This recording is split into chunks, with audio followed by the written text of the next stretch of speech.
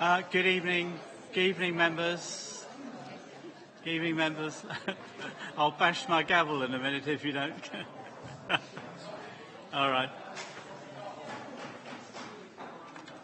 Good evening, everybody. Good evening, members. Good evening, members, residents who have come here tonight, and welcome to the Planning Committee. I've been advised that there are no fire drills planned for tonight.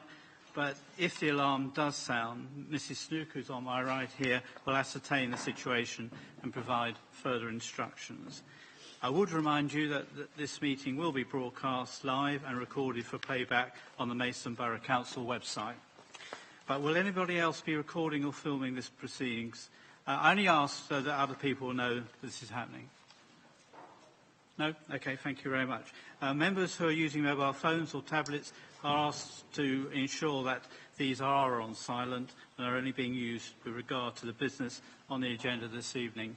I would also remind everybody, there's a lot of you here tonight, and I know there's one or two sensitive subjects on the agenda.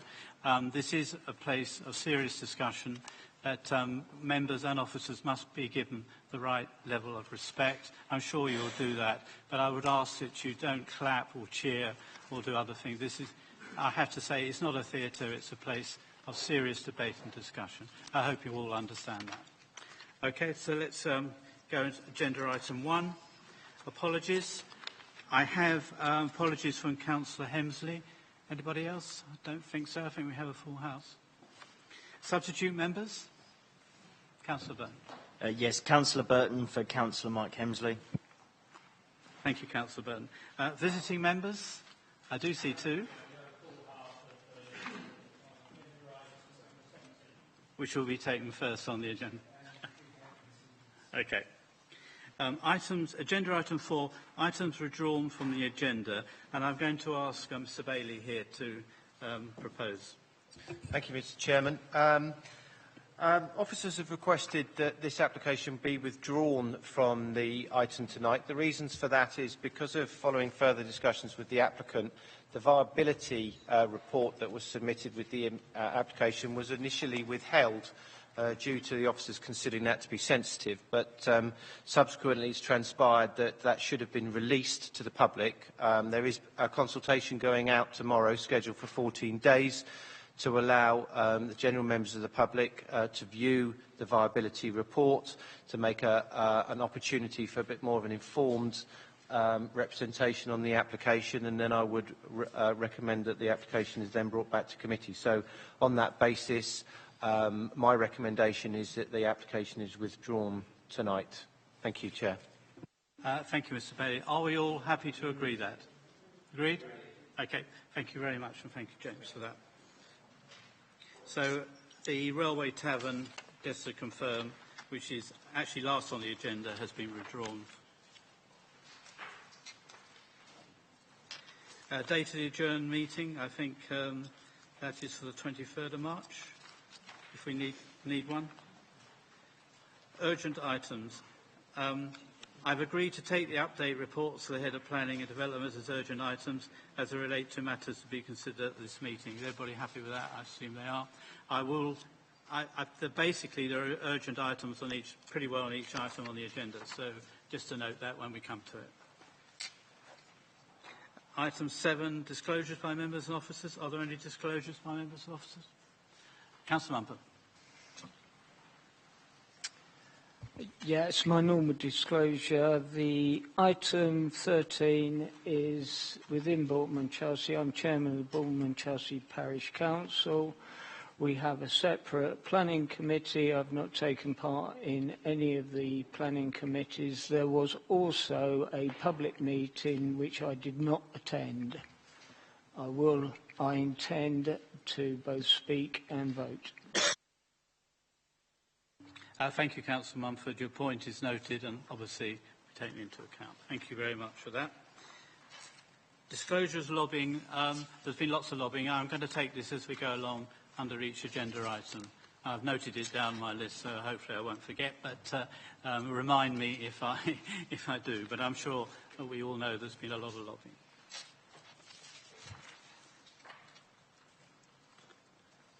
Agenda item 9. I move that the remaining items on the agenda be taken in public as proposed. There are no yellow pages, as you've probably seen. We're all happy with that, I'm sure. Thank you. Agenda item 10, the minutes of the meeting held on the 23rd of February. Is everybody happy with the minutes of the previous meeting on the 23rd of February? Ecstatic. I like the word ecstatic. Perhaps you'll put that rather than agreed. Ecstatic it is. Debbie, please note. Thank you, everybody.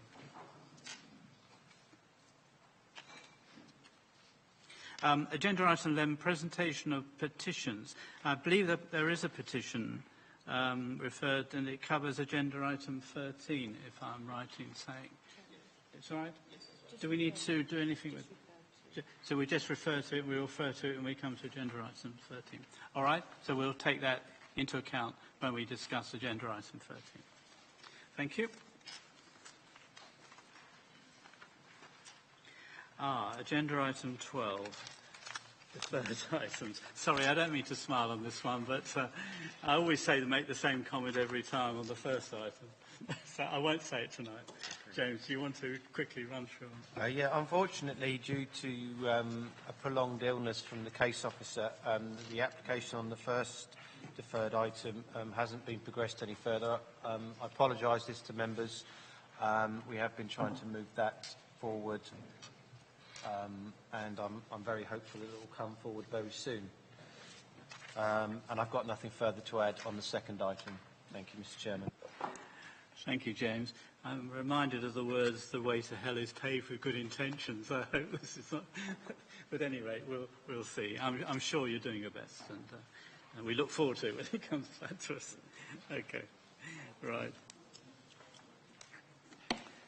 Okay, let's go on to the first item on the agenda, which actually is agenda item 17 on the formal agenda, but it's the first item up, and it's reference 16507-491. There has been lobbying on this, so and I'd better ask who has actually been lobbied. I think we all have. I think it's you're pretty well unanimous. Okay, thank you very much for that. So it is NEMCON, it's everybody. Okay, thank you very much. There is an urgent, I think there are two urgent updates on this as well. All right. So it's 16507-491, and I'll hand over to our planning officer who will give us the report. Thank you, Chair. Yes, this application, this planning application is for 3 Tunbridge Road.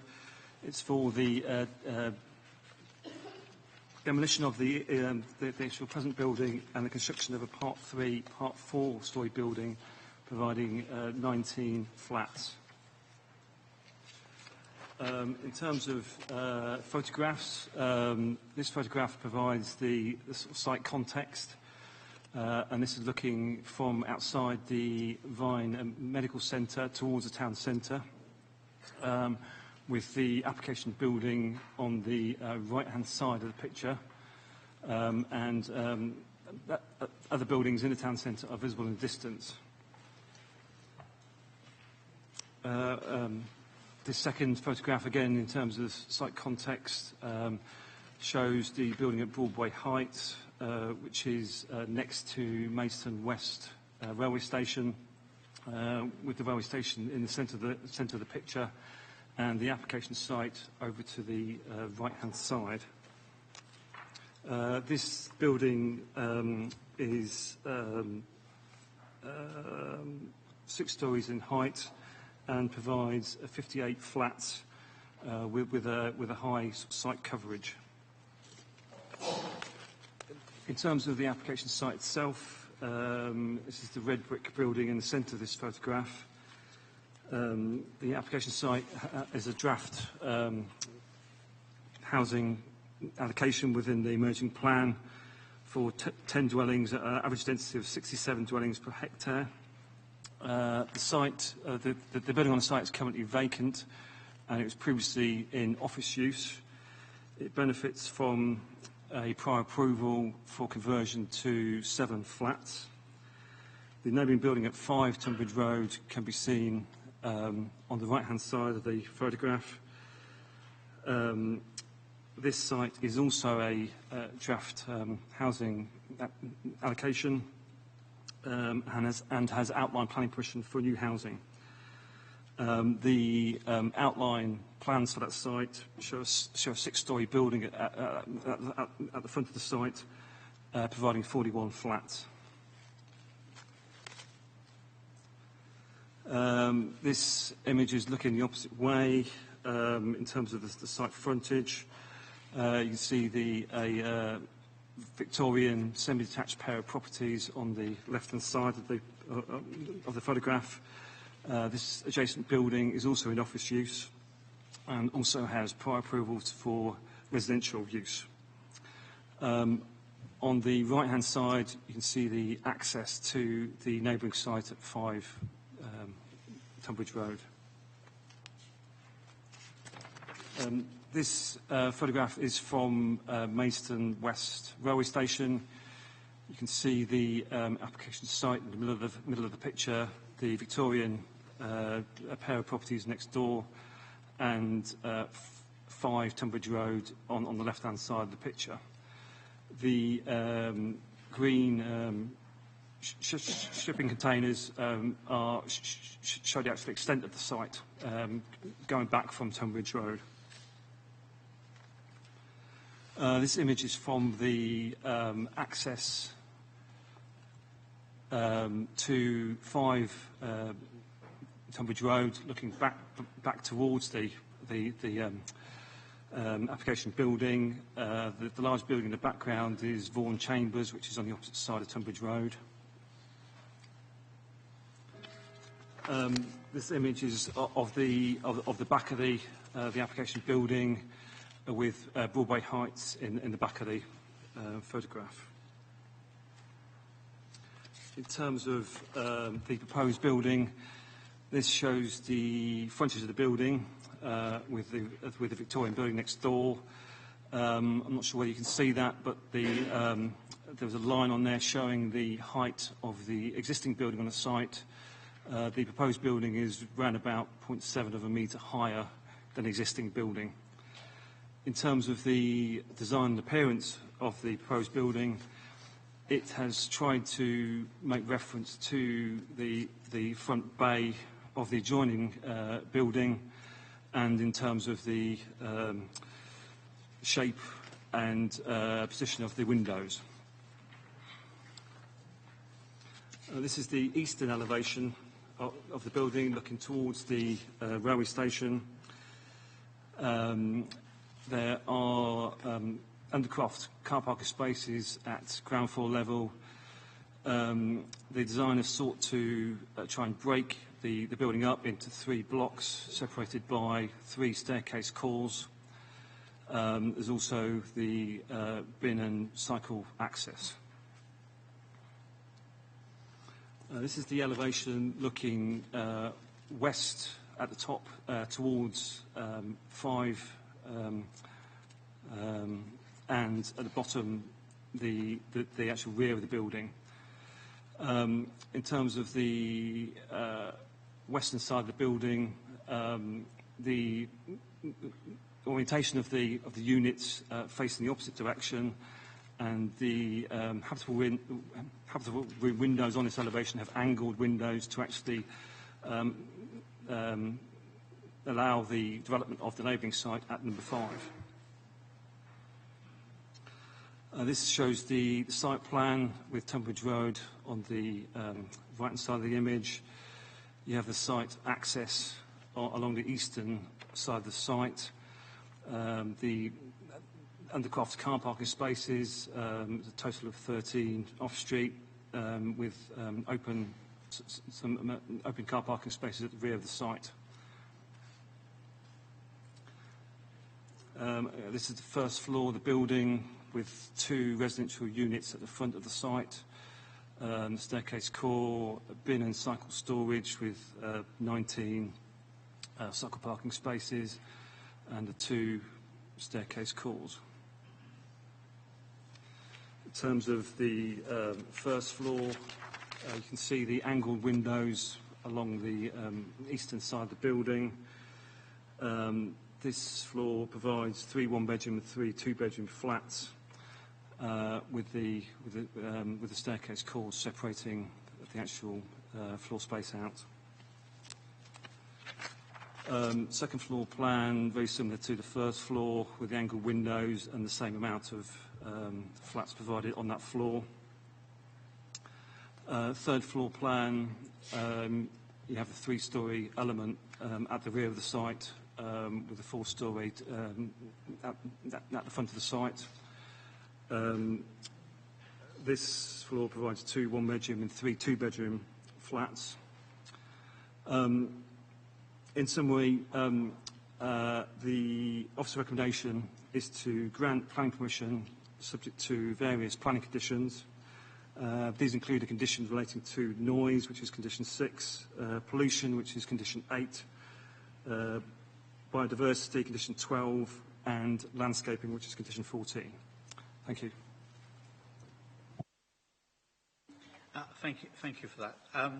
I'd like to call on Mr. Thurlow for the objective. When he sits up, yeah. Go for it. Good evening, ladies and gentlemen. This is a short announcement for members of the public, and in particular those who are speaking on an item this evening. As you've just heard, the item is announced by the Chairman, and then the Planning Officer introduces the item. The Chairman will then call the speakers. When you hear your name called, please could you come forward to the table in front of you and take a seat. To speak, press the middle button. You do not need to hold it down. The button will turn green, and then the ring round the mouthpiece on the microphone will turn red. You will have 3 minutes to speak, and you'll see your time counting down on the screen in the corner behind me. At the end of the 3 minutes, I'll tell you when your time is up. Once you finish speaking, please press the middle button again, and it will turn white, and then return to your seat. You may hear some of the speakers referred to as visiting members. They are members of the Council, but they do not sit on this committee. They also have 3 minutes to speak, but they have no right to vote on any of the applications. Thank you. Mr. Thurlow, I'll count you in for your 3 minutes. 1, 2, 3.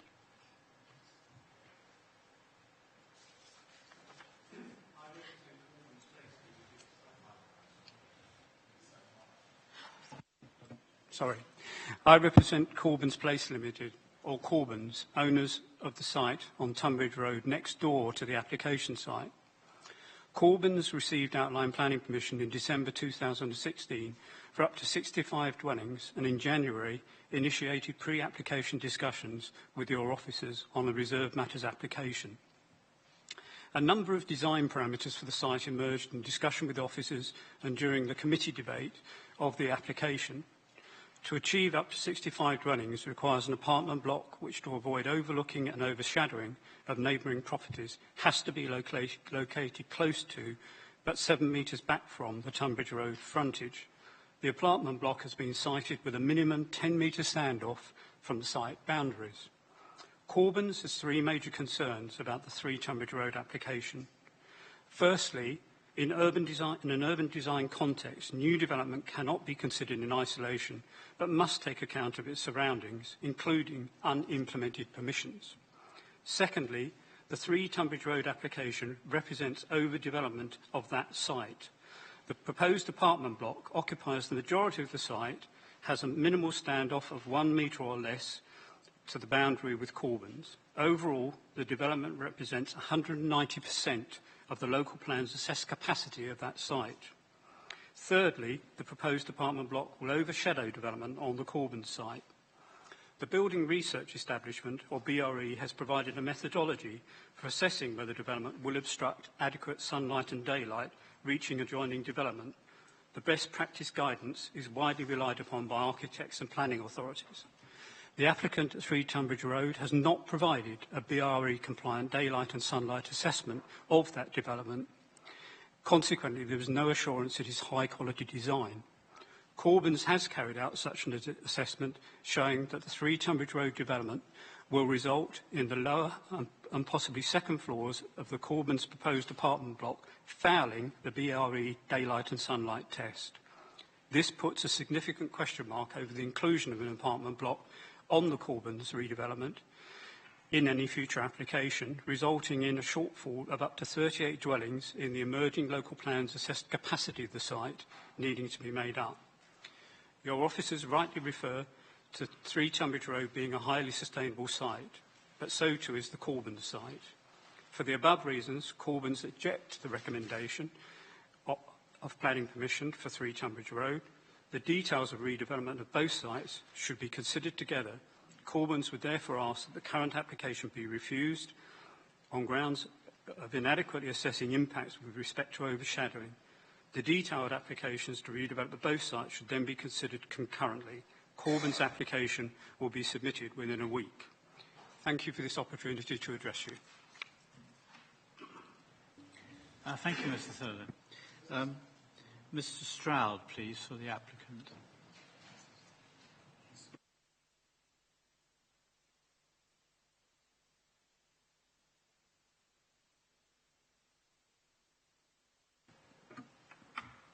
Okay.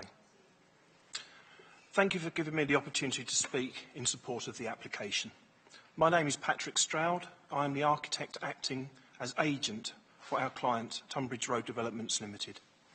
We've been involved with the site for several years and have at all stages tried to work closely with the local authority and specifically the case officer, Tony Ryan. We believe that with his help we have produced a scheme which now works architecturally, with much work being carried out to the overall design, including scale and appearance, and in particular the Tunbridge Road elevation, which is designed to complement the existing elevation of the adjacent Victorian building. It works technically, where we are compliant in all aspects of the unit sizes, parking requirements, refuse provision and cycle storage. We have no technical objections. And is neighbourly, whereby we have endeavoured to mitigate against overlooking to the west by using obscure glazing and directional windows and distant views from the Medway Valley. The proposed building would be almost exactly the same height as the existing office block we intend to replace and would be set further back from the street than the existing block to provide a more suitable urban setting. We are aware of objections to this application, but feel that the case officer report has summed up very clearly that the nature of the site, brownfield, poor environmental value and sustainable, justifies the loss of this vacant office building to housing development. That we have adopted a high-quality modern design approach, that it reflects the scale, mass and quality of the adjacent Victorian building, that it will not have a detrimental effect on the views of the site across the Medway Valley, that it can provide a good standard of accommodation, that it is not considered an overdevelopment, that it is considered acceptable in terms of privacy and overlooking. We believe that the scheme is sustainable, will contribute towards the housing needs of the area, will re-energise a previously redundant site, will enhance the existing street scene by complementing the existing adjacent architecture, it respects the adjacent properties and is deliverable. In conclusion, we thank the Planning Department for working with us and helping us to provide a solution that has their support and recommendation for approval. Thank you. Thank you, Mr. Stroud. I'd like to call upon the visiting member, Councillor Atkinson.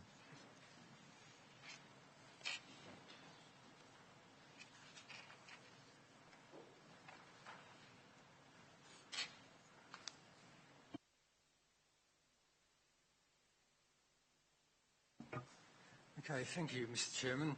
First of all, I'd like to know when those photos were taken, because I've never seen Tunbridge Road so quiet, but that's just an aside, really.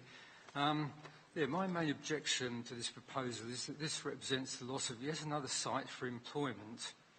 In fact, the current local plan identifies this site for employment use under policy ED2, and I feel that it is essential that this use is retained.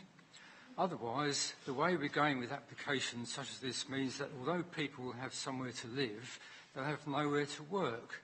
So Maidstone will become even more of a dormitory town than it has become over the last few years. Having said that, if the committee is minded to give permission, I consider the number of parking spaces to be woefully inadequate. Realistically, probably every occupant will have at least one car, and more likely two. Much as I applaud the provision of 19 cycle spaces, the provision of only 18 car parking spaces will surely cause problems, not only for this particular site, but also for the already overcrowded roads in the surrounding area. Even if each flat is only occupied by one couple, that's still a minimum of 38 occupants.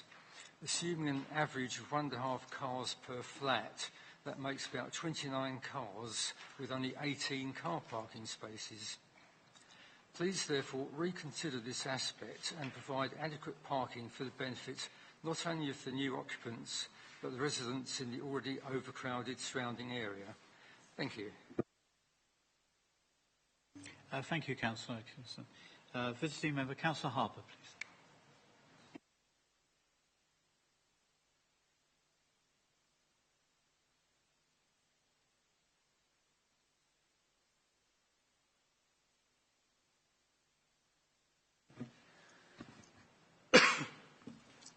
Okay, it seems a bit strange sitting on this side at planning. I used to be sitting over there, but anyway. One of the things mentioned, the buildings are vacant. Well, of course they're vacant because no tenants have been sought because the developer wishes to demolish them.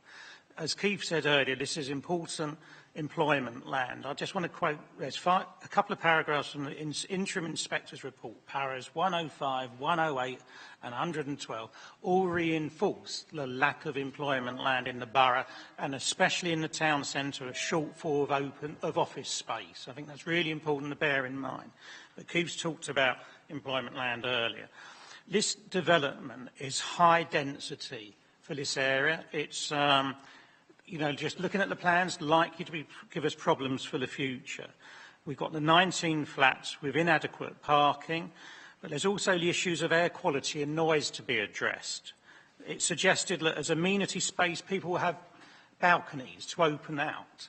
Well, you can open it out and swallow in all the fumes and the pollution from Tunbridge Road. You get all the noise from it. I would have thought people living there, the last thing they're likely to do is open windows because of the air quality in that environment. Tunbridge Road is a major artillery road. With the development being proposed to it of 65 dwellings, you're going to have two entrances onto Tunbridge Road, literally within 10 or so yards of one another. That's going to cause utter chaos in the rush hour. Residents in neighbouring Broadway Heights already regularly report to me they have accidents when trying to get in or out of their site with speeding traffic on Tunbridge Road. Two more entrances onto Tunbridge Road within such a short distance of each other is only going to exacerbate the problems there are on the site. There's a reference to condition 20 on page 90, which is about a travel plan. How's that going to be enforced? Once people are living there, a travel plan can say no one's to have a car. But you're not going to be able to stop anybody, are you? And another issue, the last one I was asked to mention by one of the other councillors, was about dust and about the problems we've got around the borough with development where lorries exit sites without having their tyres washed beforehand, and just the dust bowls we've got around the whole of the borough. You go down Hermitage Lane, Sutton Road, North Lane, Barming, or virtually anywhere in the borough. It's just full of dust. Are we now going to have that inflicted, presumably, on Tunbridge Road? How are we ever going to try to improve our air quality when the level of dust, if nothing else, in Maidstone must be one of the highest in the south east? Thank you.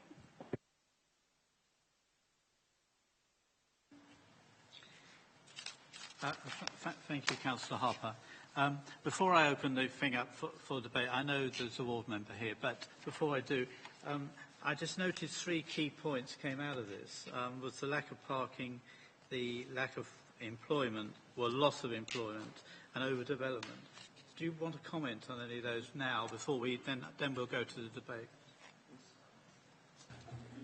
I think in terms of the loss of the current employment land, I think that is dealt with at length in the officer report between 702 and 710. And I think really the council have actually accepted the loss of the employment use on this site by the allocation within the draft plan. the council have actually approved various applications within this area which also result in the loss of employment land.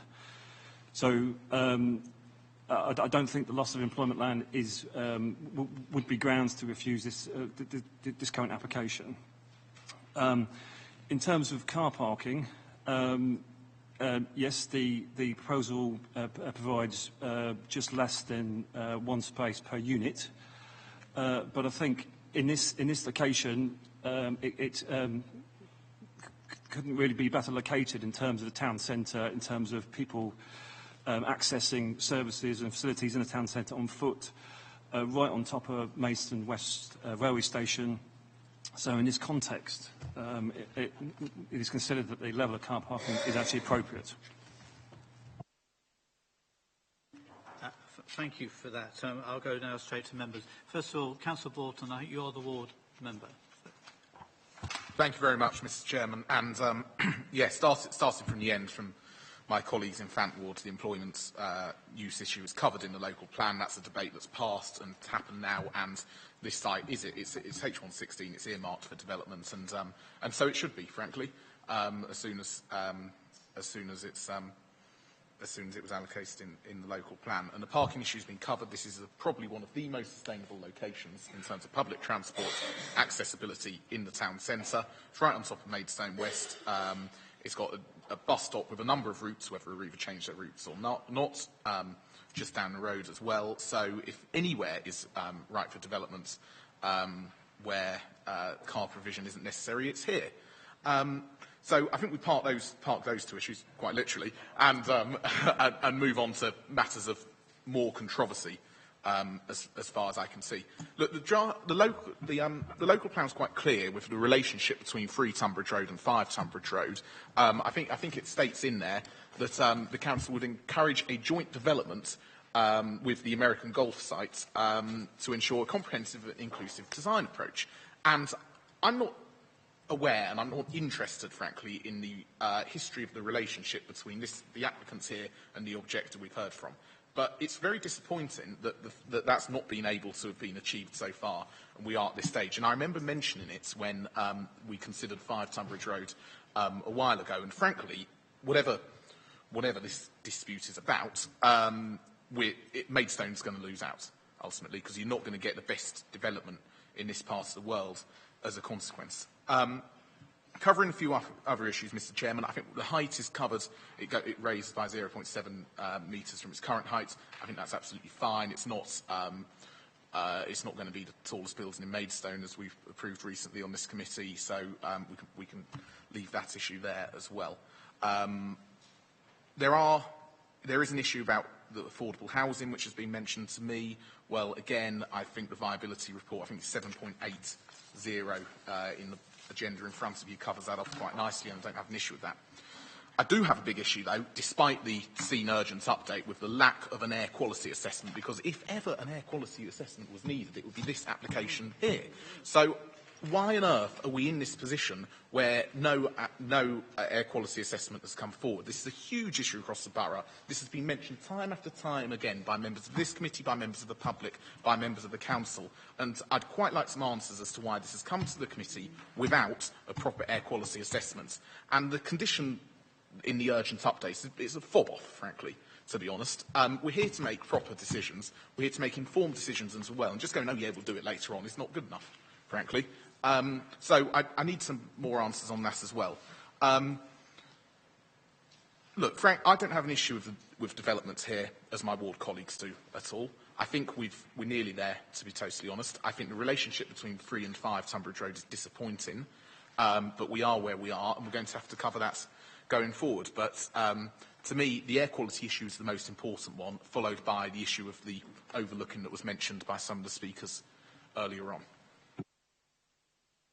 Thank you, Councillor Bolton. Councillor English, then Councillor Harwood. Yes, a lot of what I was going to say has been said. I think the economic arguments have been rehearsed. There is not much demand for this type of office space as was in Maidstone. It's practically unrentable. Unfortunately, you can't give it away. But the fact of the matter is that this is still an unattractive proposal for a number of reasons. The two ward councillors for Fant said that the problem was there wasn't enough car parking. In my mind, the problem is that there's any car parking at all. If there was a more sustainable location in the borough of Maidstone, I don't know where it would be. The problem with this site is that it is hard. It's hard. There's very little grass, let alone landscaping, proposed for this proposal. And just because it's an unpleasant place to be in terms of the physical environment now doesn't mean that we have to allow it to continue to be an unpleasant place to be when the development comes forward. I wouldn't call amenity space in terms of balconies overlooking some of the most polluted roads and in supporting infrastructure in Maidstone, probably anywhere in the south of England outside of central London, to be a particularly desirable amenity space. What's needed is to rethink this site design. It's just not. We're looking at essentially creating a slum, frankly, in the middle of Maidstone with this proposal, which is not acceptable in terms of the quality of the design, in respect of the livability of it. Secondly, my last point, I do agree with Councillor Bolton. There really should have been an air quality assessment on this site and on similar sites. All too often we end up with a condition that the work will be done afterwards. It's going to be very, very difficult to make this site acceptable in terms of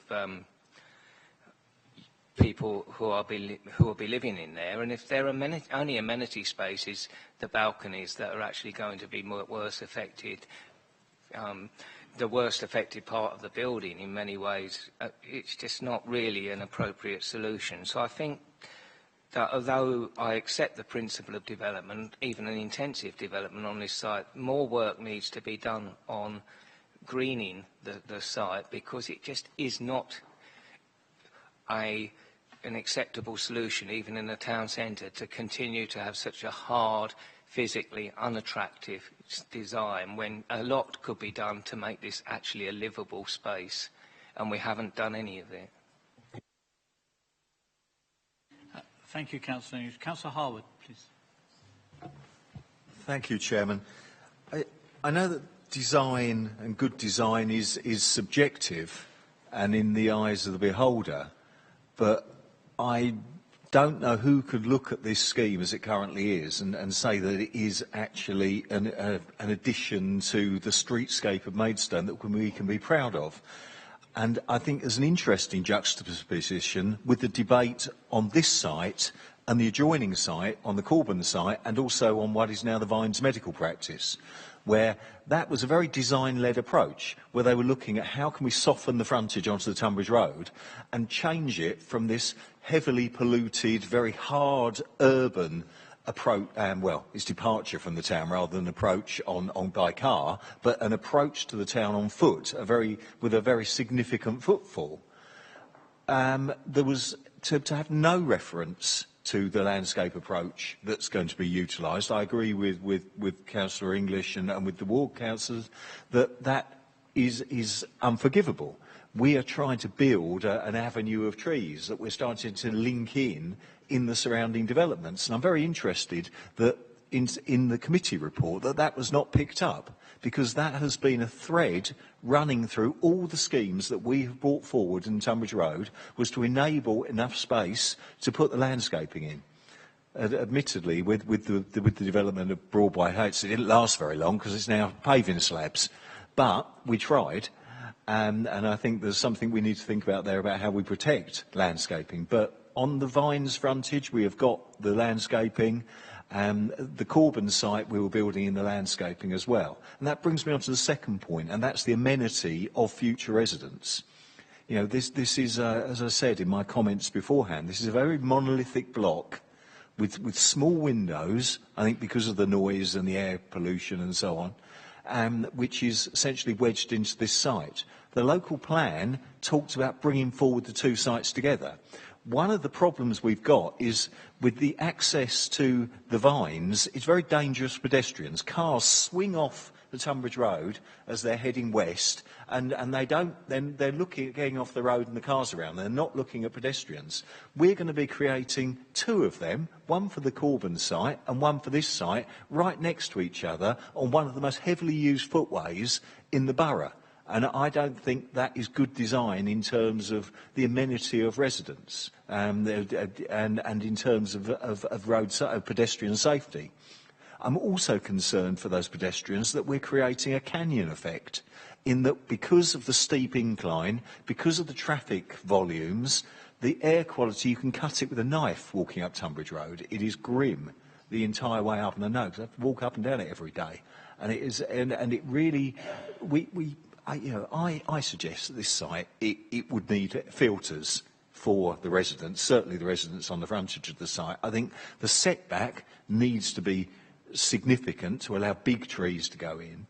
I think to have no amenity space whatsoever. Where are you going to hang your washing? Where are you going to go and have a fag? You know, there's nothing you can do on this site.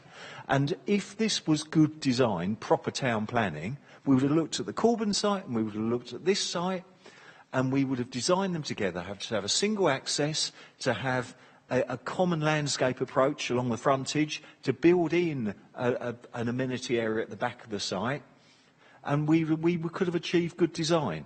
We've gone about it in this piecemeal approach, and I don't know if I'd have the strength of wording that Councillor English stated, but I don't know if I would like to live there. I think there is a definite issue about amenity, which is unfortunate because I think particularly on the Vines site, we've actually designed some quite nice, sustainable town centre housing. We could have had that again on these two combined sites together, but because of their linear nature, we're going to get two linear blocks shoehorned in next to each other with two access roads right next to each other, which is not good for Maidstone and its residents. And I don't know how to take this forward because we've got the local plan saying the sites should be brought forward in concert, but we've got a reality here of a completely separate application. But I do want to come back to the design issue around the fenestration. The tiny little windows and the way that they're wedged in and the fact that we're going to have two of these blocks next to each other, they are going to be inherently dark, and that will have implications for the quality of life and for lighting use and so on. I really struggle. I actually think that we've got quite a green corridor along the West Station.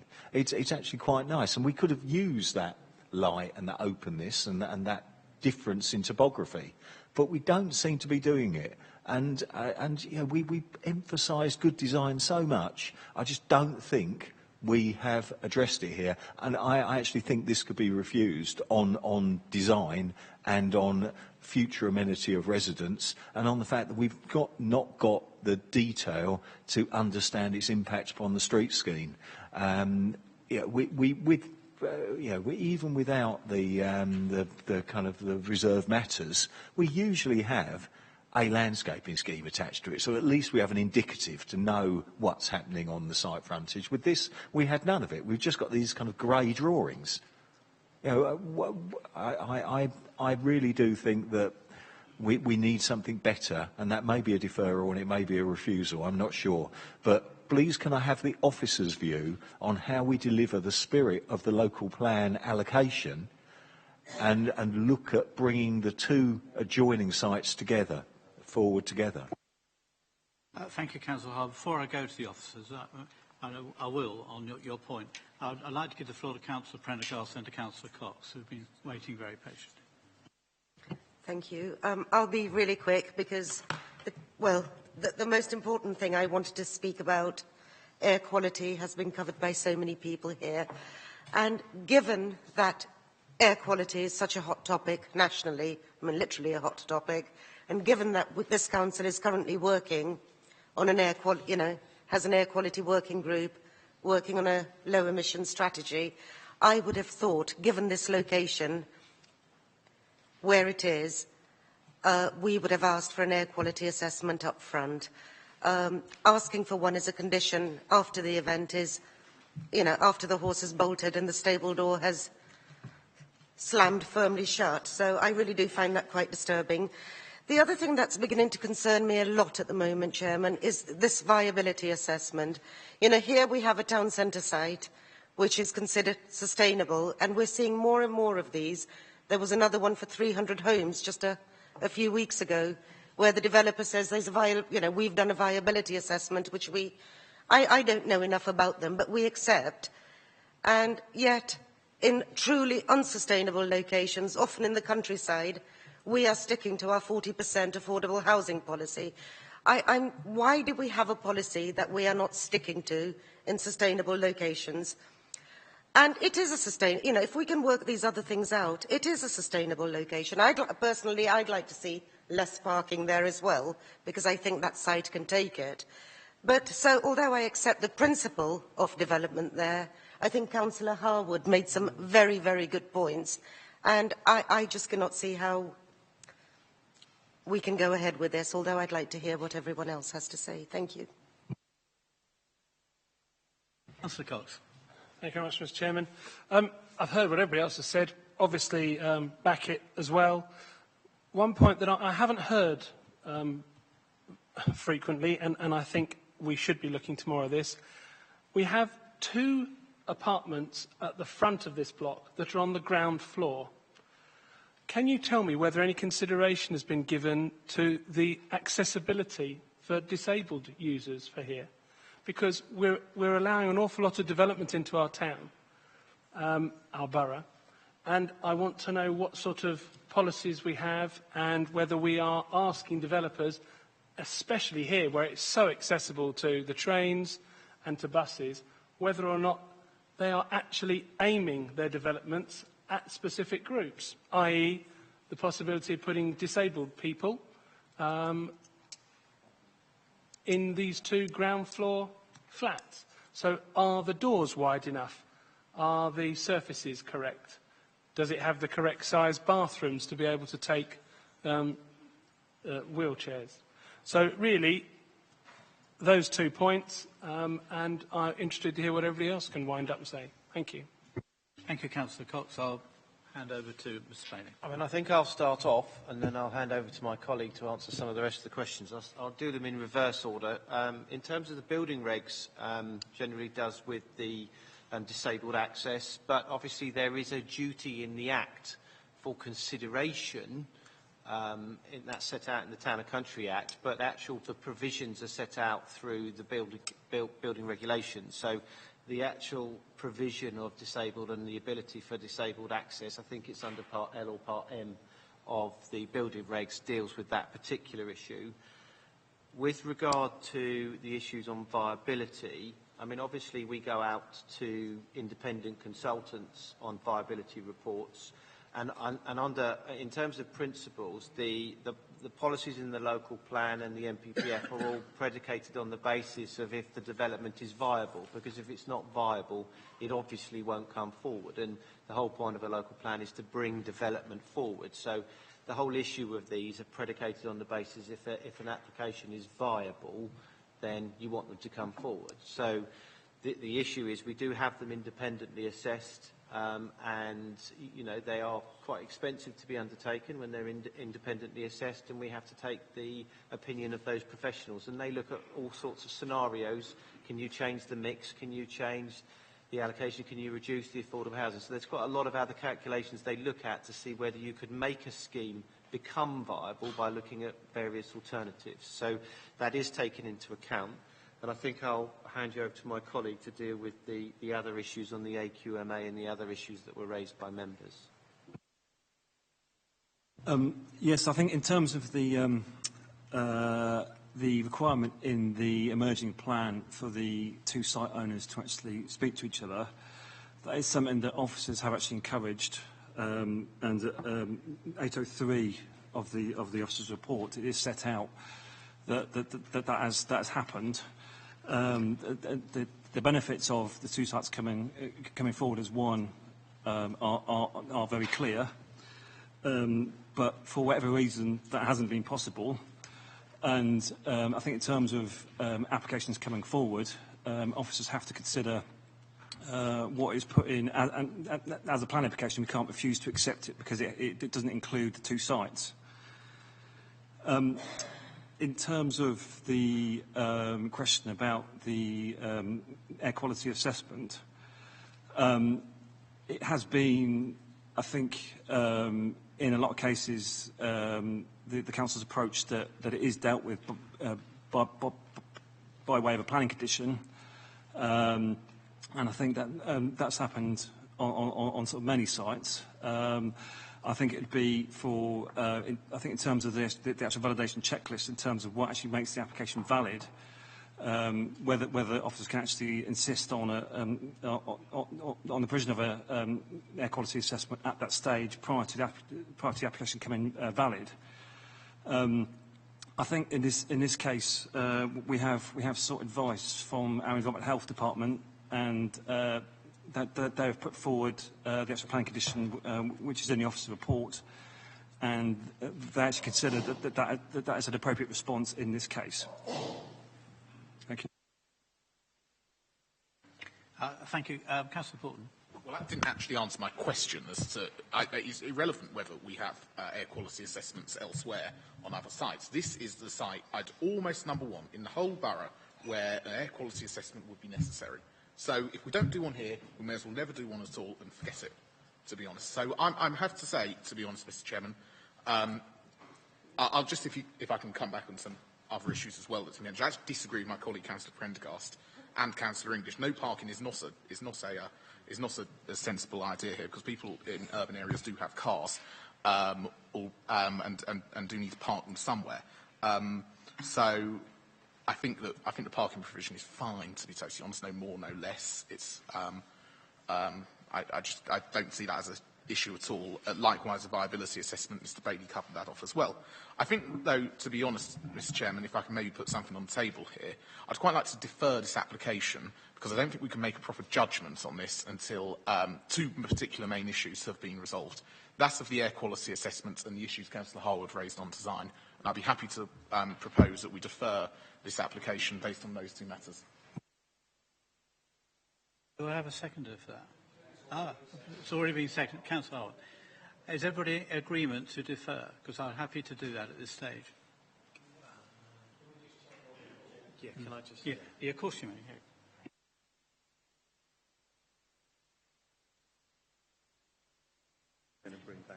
It's on the air quality and design, I think, isn't it? Yeah, so...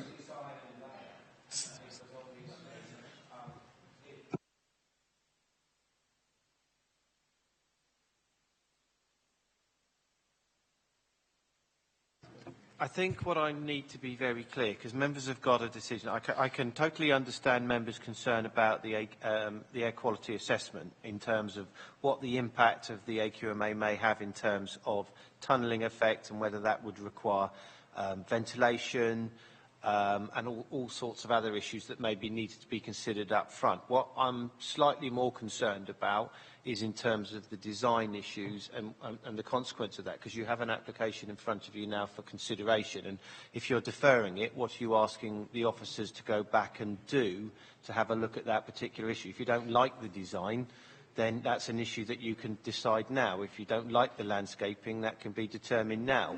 I get the AQMA, but I'm a bit concerned about the other parts. What if we bring it back? What are we bringing it back for, and what are we doing? Councillor Harwood. Sorry, to help Mr. Bailey, when we have had recent planning applications on the Tunbridge Road, they've been predicated very soundly on an enhancement of what is currently a problematic street because of the quality of the air and it's heavily trafficked. So therefore, in terms of design, it was very landscape-led in looking at where we could put fit trees and planting into the Tunbridge Road. We have none of that detail currently here. In terms of the design of the building, I suggest that the air quality will be so bad that they will have to have probably be sealed, at least on the front of the building, and have mechanical ventilation. You know, that's some fairly significant, we're talking about having balconies when there's, how will that work? So we need to deal with that. I mean, actually, if you look at the way that this building is orientated, because of the fall in land levels and because of the green corridor afforded by the line of the West, the Maidstone West railway line, there is actually really an opportunity here to perhaps orientate and have the lookout over the railway, if you like. It could work really well. But actually what we've got is, well, basically, they've just fit as much block as you can fit into the site with very small windows and so on. So I think that we need to look at the elevations as well in terms of their design, and that comes back to this amenity issue for the residents. So it's about the landscape design, the setback from the road, the treatment of the elevations, the design which changes which might be required if mechanical ventilation is justified by the level of air pollution. So I think there is a real symbiosis between the air quality issue and the quality of life stroke amenity stroke design approach to address them. And I think that's what we mean. I'm not talking about, you know, we're completely redesigning it and putting 2 up, 2 down houses on the site. What I'm talking about is that in order to tackle the air quality problems and the amenity problems because coming from that poor air quality, we may need to tweak the design approach. And I think a lot of that can be done through a much better landscape approach on the Tunbridge Road frontage to avoid the canyon, which will make it much worse for pedestrians and future residents.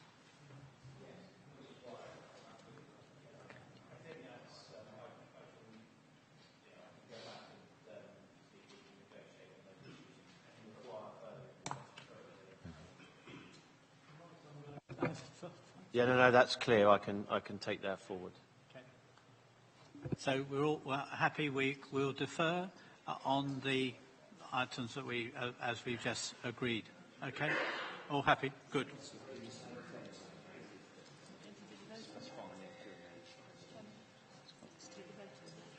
Okay, that still needs to go. Oh, we need to vote. I'm told. Yeah. We had a proposer and a seconder, and Debbie's absolutely right. We need to formally vote on that. So, show of hands. Councillor English? Councillor Mumford?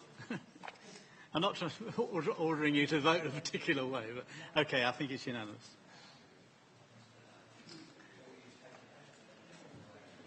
Okay, thanks everybody.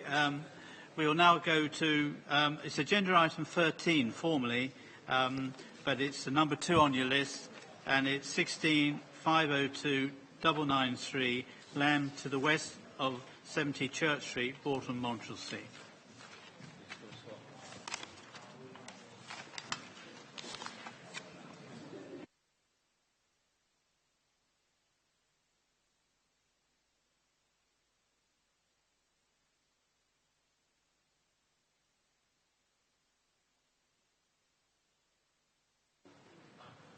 Okay. Right, over to you, Ashley.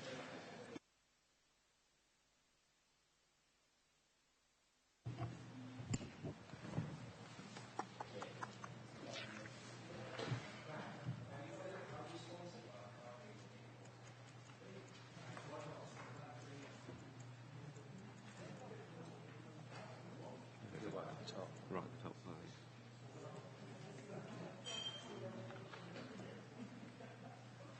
On the handy deck.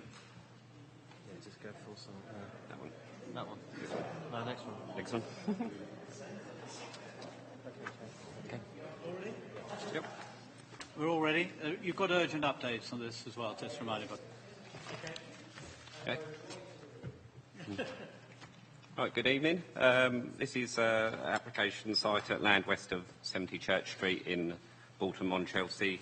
There is an urgent update, as said, and I just thought I'd draw your attention to, if you haven't seen the petition, which my maths came out around the 200-person mark, which was signed by various people and with local postcodes for the various reasons for their objection, which includes the type of development is unsustainable, lack of essential services, the access to the site is unsafe, The site has not been considered suitable for residential use, and it was unsuitable in the Regulation 18 local plan, and the site does not form part of the emerging local plan, is outside the village envelope and would damage the open countryside. And I think that was reflected in similar responses during the application process. Right, so the application itself refers to a type of accommodation known as extra care housing, which is essentially housing accommodation which is linked to a level of care to allow people to stay in their homes, independent living, known to have a sort of benefits including sort of reducing pressure on social services, allowing people to retain independence and freeing up sort of family housing, that sort of thing. It's 18 units, which are all two-bed units, set on a single storey, with open space to the sort of the west part of the site. The site itself is here just to the west of Church Street, and the access is in the southeast corner. The extra care housing is planned to be delivered by a local company known as Extra Care, who are registered with the Care Quality Commission. There'll be an on-site presence for 10 hours a day, where the sort of manager will have an on-site presence in the clubhouse.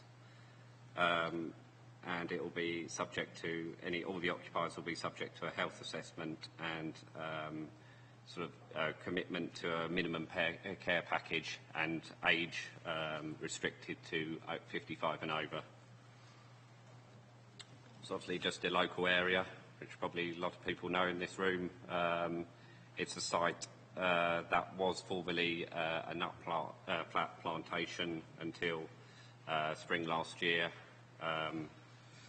where the landowner at that time applied in January of that year to apply for the trees to be cleared under an exemption to the Tree Protection Order regulations on the grounds of the viability of the nut plat. There wasn't any opportunity to object to those works, and those works took place in March 2016. The Landscape Department at that time got legal advice to whether they could object to the works, but the advice was there wasn't any grounds. And then obviously, so those you can see the clearance works on the aerial photo, where there's a cleared area to the probably 3/4 of the site, with an area to the west which is remaining from the original plantation. And obviously this application was submitted in the April. Please note the error in the urgent update, that it was actually 5th of April it was submitted, although it was validated on the 28th of April. So, but those details were put forward to the legal department as to whether the exemption still applied, and the advice is that there's no the exemption still stands, and there's no grounds to replant the site as previously as it was previously laid out. So essentially, the site for the context of this application is a bare site, 3/4, in a central location with the village, which is bounded by pretty decent hedgerows, and the nut plat to the west. And as you can see on here, you can see the allotments further to the west, another area of nut plat to the southwest, the football pitch and sports pitches to the south, and residential to the east, and obviously you've got a paddock to the north there.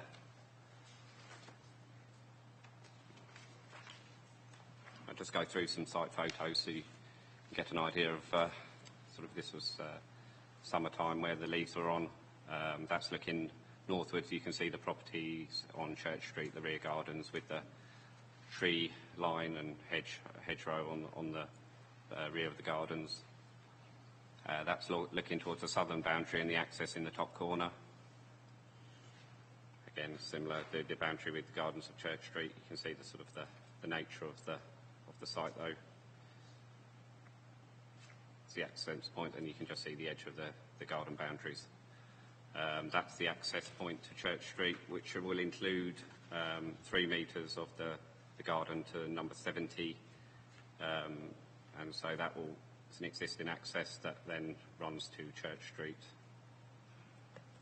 That's the southern boundary again, and you can see the established hedgerow, and then you've got tree planting to the edge of the sports or recreation ground. That's the northern boundary of the paddock with some mature trees and some, sort of hedgerow planting which has matured. And that you can see the remaining nut plat in the distance, and a few sort of water cabins, sort of wouldn't call them buildings as such, but there's a leftover perhaps from when it was a nut plat and a mobile home car. And that's obviously again the northern boundary with the paddock. There's the access to southwards. Appreciate you've probably seen some pictures with more cars on the street, but that's when I visited. And then north, where this part of the hedge, 3 metre, will be removed, so there's a greater visibility for pedestrians. So here's this site itself and how it is proposed to be laid out. Obviously, as I mentioned, the access point will be widened so you can actually get a footpath and a 4.8 carriageway and planting along either side, which then leads into the site. You've got or a pair of semi-detached properties, single storey. Oh, did I do that? And then you've got sort of 7 units here, and then the rest of the units laid out in a sort of a single storey, sort of inward facing. And then you've got the nut plat, which doesn't really reflect the latest landscaping scheme that I go on to. You've got seven visitor spaces, and then you've got the carports, which each provide a space for each property. So in total, you've got 18 spaces, 7 visitor spaces, and then as you can see here, there's enough room for turning within the site. And then the clubhouse, where the manager's office will be located, and a communal facility with kitchen and other toilets and everything will be located on the southern boundary. All hedgerows and existing planting will be retained. And this is the sort of the plots 1 to 7, sort of laid out in a single block with varying roof heights and to break up the bulk. At this end, it's approximately 4 metres in height, but the highest part it rises to 6 metres. So pretty sort of low profile in terms of its scale, traditional character, and each of those units is a 2-bed unit, which is designed to lifetime homes and the happy sort of standards in terms of making them accessible and adaptable in the future. There's a typical unit, which is essentially similar on each plot, which obviously gives you a bit more space for sort of modern living, and rather than the old-fashioned sheltered housing where it's almost quite limited in its facilities. And there's the other plots that run along the western boundary. So you've got the south boundary there, that would be the boundary with looking up from the boundary with the sports pitches. And then probably plot 16 here, which is the nearest one to the sports boundary. And there's the 2 semi-detached properties that are face you as you come into the development, and the parking provision, which is 6 car spaces in each plot, and the clubhouse where you've got the kitchen and communal spaces, so residents can have some sort of community and interaction, which is common to extra care schemes. And also it would allow sort of healthcare and other sort of activities to take place. Part of the scheme as well involves a landscape and ecology enhancement plan, which, as you can see, retains the existing boundaries and involves further tree planting and ecology enhancements, including sort of improving this eastern boundary, which has is gappy in places, and as well as the north boundary. And then here you can see that the majority, or the whole of the nut plat that it remains at the moment, will be retained with the addition of sort of footpaths through so residents can enjoy that as open space. And that again will be subject to a sort of ecology and landscape enhancement plan, which is listed as a condition. And it will also be subject to a long-term management plan, which will be secured by condition as well. So if I go back, so really the issues is obviously, as set out in the report, the development does lie outside the village envelope for Halton on Chelsea, so it's really a question: is there any considerations that outweigh that conflict? In officers' view, there is a significant need in the borough for homes for elderly and people with care needs, and the local plan does not have any policies which it provides any certainty to meet that need, and so therefore it comes down to: is this an appropriate location for that sort of accommodation? Is there any landscape impact? And going back to the photographs, it's considered that there would be limited landscape harm just by reason of the quite mature hedgerows, its central location, and its location in a larger village where, whilst policy DM15 is more related to care homes, this sort of development relating to care is permitted within the boundaries of larger villages. So essentially, from a sustainability point of view, we're saying, you know, retirement homes, care homes are suitable in this sort of location. And I know there's been some sort of concerns raised over its location, but to be honest, it's got a bus service that's probably adequate for an elderly person. They're not going to work. They can nip into the town centre.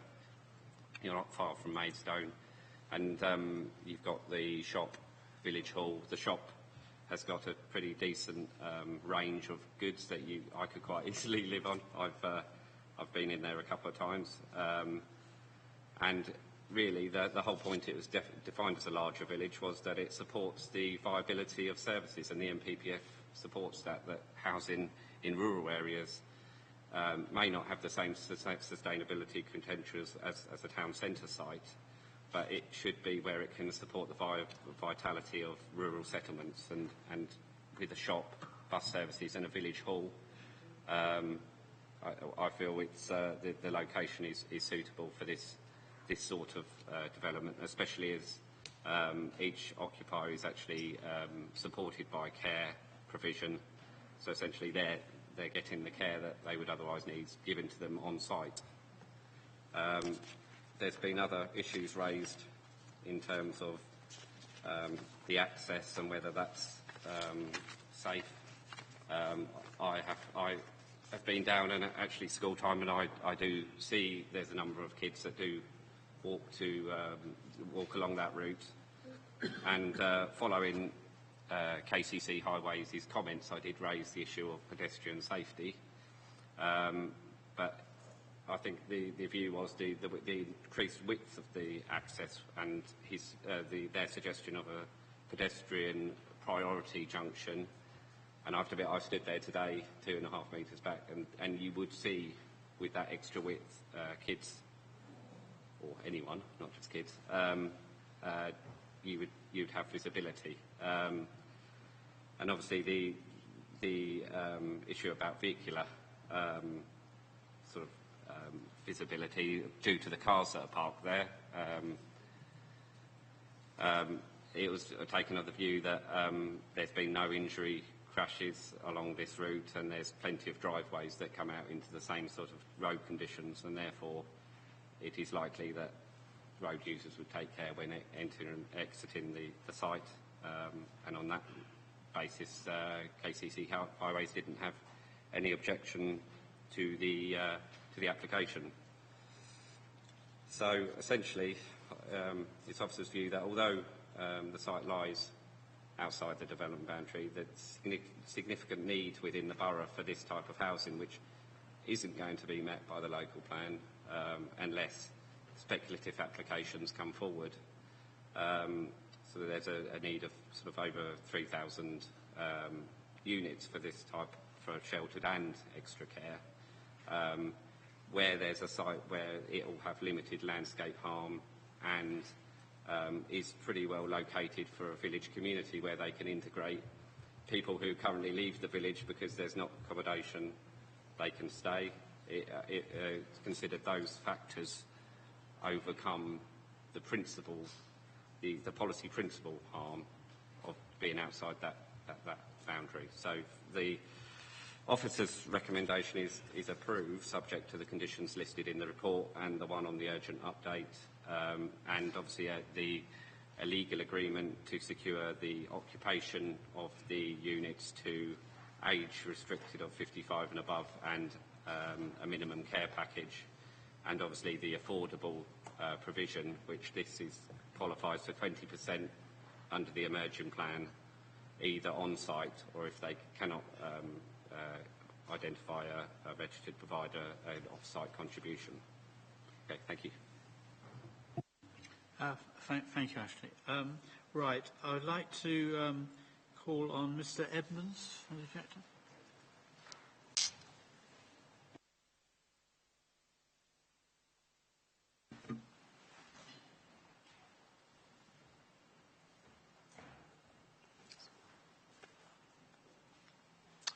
We as a community strongly object to this proposal for the following three fundamental points: incorrect C2 accommodation classification, lack of sustainability, resident safety and welfare.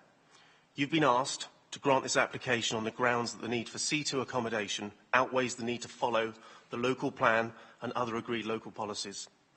This proposed development is not C2 accommodation. The planning officer cannot find a category in which to place it. Even if it were, it's not in a sustainable location for the elderly. It would not be in their best interests. The development is not able to facilitate or offer the care that the category title would suggest. There will be no residential staff presence, no medical assistance, no 24-hour care provision. The only care available is from an outside home care agency, something the residents could achieve in any property, but without limiting their choice. Let us be clear.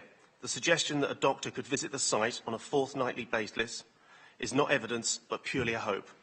The facts are straightforward. Despite the efforts of the parish council, a surgery has not been forthcoming. Also, Bolton-on-Chelsea does not have the necessary public transport to provide access to local doctors. We have a diminishing, partly subsidised and limited bus service, which we have been reliably informed will be reduced. Residents will be housebound. There is only one very small shop with limited provisions. Furthermore, the proposed access to the site will be dangerous for the potential residents and their numerous carers, delivery drivers, visitors and the pedestrians using the footpath. There is a single narrow pavement on the same side as the proposed development, particularly at the risk of the many children who use this path. Sightlines are non-existent, obscured by parked cars. Development behind Church Street was previously removed from the local plan under Regulation 18 due to poor access. As a father of children at the schools, I find any act that heightens their safety risk as negligent and totally unacceptable. We appreciate there's a need to provide C2 care, but we need to provide it in the right locations. Surely our older citizens have a right to sustain their independence by living in an area with infrastructure, local shops and medical assistance. I'm curious that the letter of support for this scheme seem to be from those that have a vested interest or people remote from the parish. In contrast, over 100 Bolton-on-Chelsea residents attended a council meeting, 170 have signed, and over 65 of them have formally recorded their objections. Please hear us. This is not C2 use, it's a market status residential accommodation. The proposed homes are no different from my home or yours, and it's not in a sustainable location. nor within the village envelope. It's not part of the emerging local plan, nor our neighbourhood plan, which now carries substantial weight. It's not in the interest of the people it purports to cater for. On balance, we urge to refuse this application. Thank you. Thank you, Mr Evans. Councillor Martin Porton, Montressy Parish Council.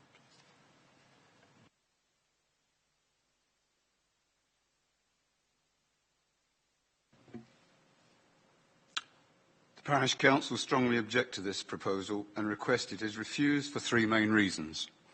Firstly, this is not care accommodation. The officer's report refers to 24-hour care being available. It is not. There is no resident, medical, nursing or care being offered.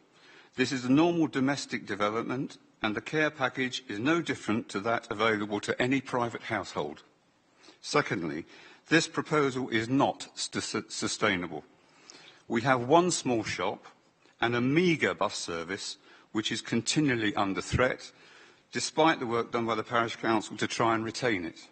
We have no doctor's surgery, regardless of our efforts over the years to secure a regular clinic. A lead partner in a local GP surgery has informed us that all doctor surgeries in the area are full to capacity, and as a result, it will be detrimental to both the practice and the current patients to take on new residents with higher dependency needs. We are advised that a satellite clinic maintained to the necessary CQC standards would never be financially viable. The type of GP care that is being suggested is effectively selective, provided only for the proposed new residents and not for the general elderly population of Balsam-on-Chelsea. This lack of service means that elderly people are already marooned in the village, with extremely limited public transport, no doctors, nowhere to buy more than the most basic of provisions. Such a development would only compound this problem. Thirdly, the access to the site is inadequate and is seriously unsafe.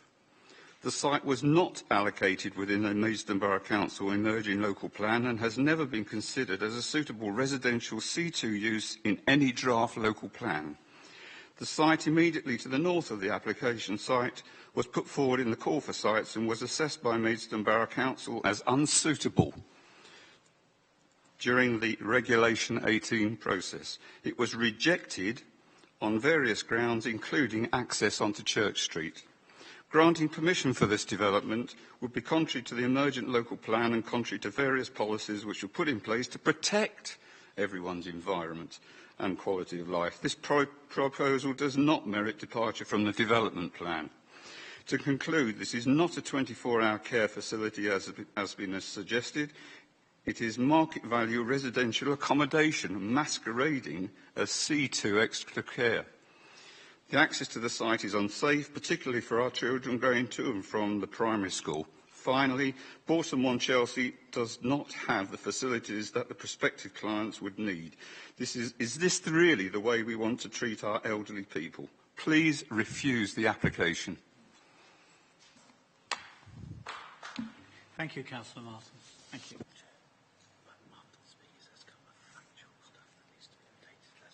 Sure. Mr Osborne, and I believe Mr Unwin's in support. Is that right? You have 3 minutes between the two of you. Okay.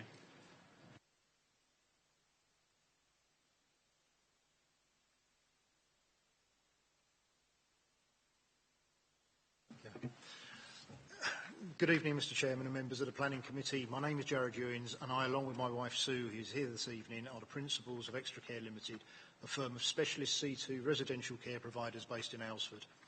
Extra Care Limited has been awarded a good rating by our regulators, the Care Quality Commission, which was established through annual monitoring of our services and staff qualifications and the provision to our clients. The company is one of only 18 registered care providers to Kent Social Services. The aim of our company is to facilitate independent living for retirees and those with disabilities. People often take getting up, washed and dressed for granted, but it doesn't take much for it to become a difficult task. People with particular conditions have memory or motor function issues which prevent them from being able to lead a normal life without assistance. When faced with such issues, it is very easy to lose your feeling of independence and pride.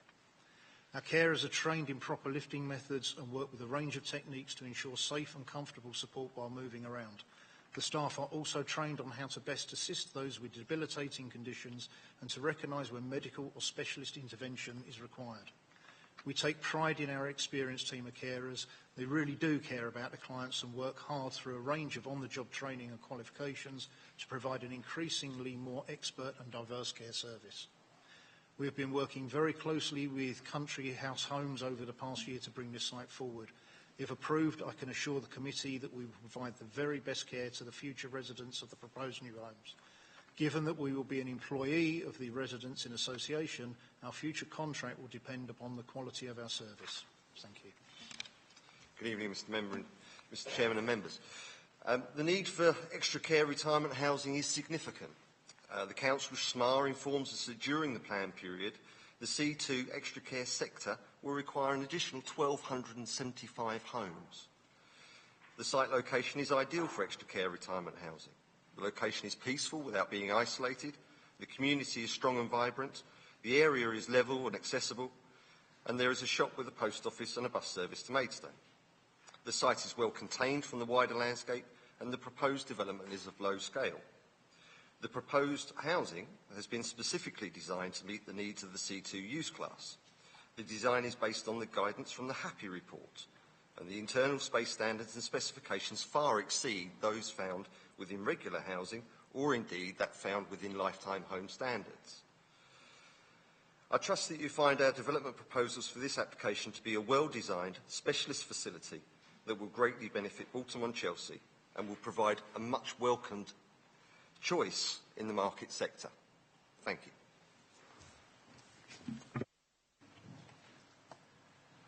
Thank you, Mr. Osborne, and thank you, Mr. Unwins. Before I hand the floor to our ward member, I think you, Mr. Bailey would just like to clarify a few facts. Thank you, Chair. Just a couple of facts that the Parish Council raised. Just wish to point out to members that when the site was put forward and the site was taken out in terms of the SHLA, the reason that the site was taken out was on the fact that due to access and due to availability. So in terms of other matters that were raised by the Parish Council, it just needs to be said very clearly that the site was taken out due to there wasn't an access to the site because it was a much wider site, included land, additional land to the north. So it just needs to be stated very clearly the reasons why it was taken out of that proposal.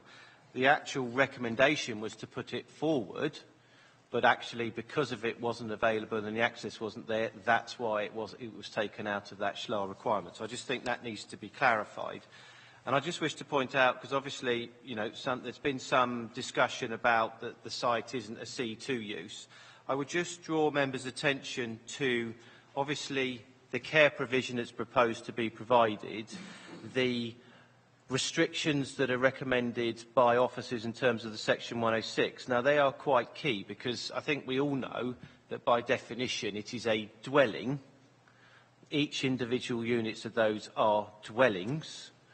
But when you look at the package that's coming forward and you look at how the officer's report seeks to restrict those, that is where the officers are concluding, and that's where the applicant is saying that the uses fall within C2. So it's the fact that the age is being limited to 55, they're having to be subject to a minimum care package provision and assessment when they join. So there are restrictions within the Section 106 which bind in perpetuity how the occupants can occupy that site and the restrictions imposed on them. So, and that together with the provision of the community, the clubhouse, and how that package works is how the application has been put forward as a C2 use, and that's why the officers have and considered that and conclude that it does fit within that C2 use based on that rounded package. I just think that needs to be very clear before there's any discussion on that point. Thank you, Chair. Thank you. Before I hand the floor to Councillor Mumford, I assume we've all been lobbied, I suspect. But, okay, thank you very much. So just for the record. Councillor Mumford, please.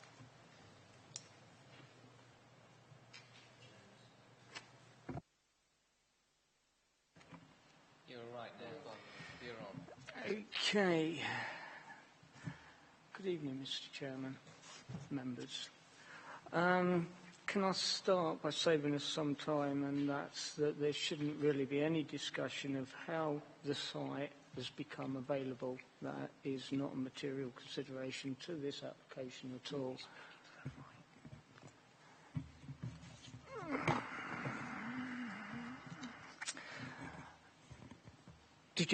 Can you hear me now?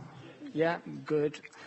There shouldn't be any discussion on this of how the site became available. It's not a material consideration. The officer spent a lot of time in his report showing us that. Can we take it that we've got a 5-year housing land supply and that our policies are current, they're not out of date because we haven't, and that we have got a local plan in place? We've just got our village boundaries, and the first things that the officers do is go for a departure plan and trample all over them. We all acknowledge that there is a need for care establishment, both nationally, locally, and we do know that there is one. There is a shortage within the local plan. And everybody here, I'm sure, wants to make a positive contribution to the care needs. However, we must look at the needs of these individuals that we're going to put there. I'm having problems with my glasses, I'm sorry. I want to talk about two issues mainly, and that's the sustainability and the highways issue. And you know I speak my mind, and quite honestly, how do we get to school, playgroup, primary school? We walk. Every day in Bournemouth, Chelsea, all of our children walk to school down that path. How do we get to the doctors? Well, we get in a car and we drive to Coxheath. It's the only way it can be done. If you haven't got a car, you ask a friend. If you haven't got a friend, you ask the voluntary organisations, and we email all of the residents so they can offer lifts. That is the position we are in. We do not have a bus service that takes us to a doctor. We do not have a bus service that we can get our groceries on. We have no chemist. We have... The shop was mentioned, and quite honestly, that shop is convenience. If you run out of sugar, if you've ordered a newspaper, you'll get one. There's a stamp in there, but there's very little else. I draw your attention to 8.13. And it says the scheme is not technically classified as sheltered housing or nursing home. It remains a departure from the development plan. And it says the approach that we should be taking, it would be to assess the local facilities and public transport. This departure from plan, in my mind, will be outside of the village envelope. It will be contrary to both SP17 and the newly modified SP17 on Tuesday evening, SP11, which is the larger village, SP12, which is Bournemouth Chelsea's larger village. Additionally, because it's outside of the envelope, it wouldn't comply, even if it was proper C2, to DM15. At the heart of the national planning policy framework, there is a ubiquitous presumption in favour for sustainable development. And within the NPPF, paragraph 6 provides a three-dimensional approach to this, which is economic, social welfare, social well-being, and the environment. I'm saying that Bournemouth Chelsea cannot afford to have this group of people attracted to it because we've not got the services. And the confusing factor is that Bournemouth-on-Chelsea is a larger village. And often we have to make decisions in planning which are balanced decisions. And to make Bournemouth-on-Chelsea a larger village, that was a balanced one.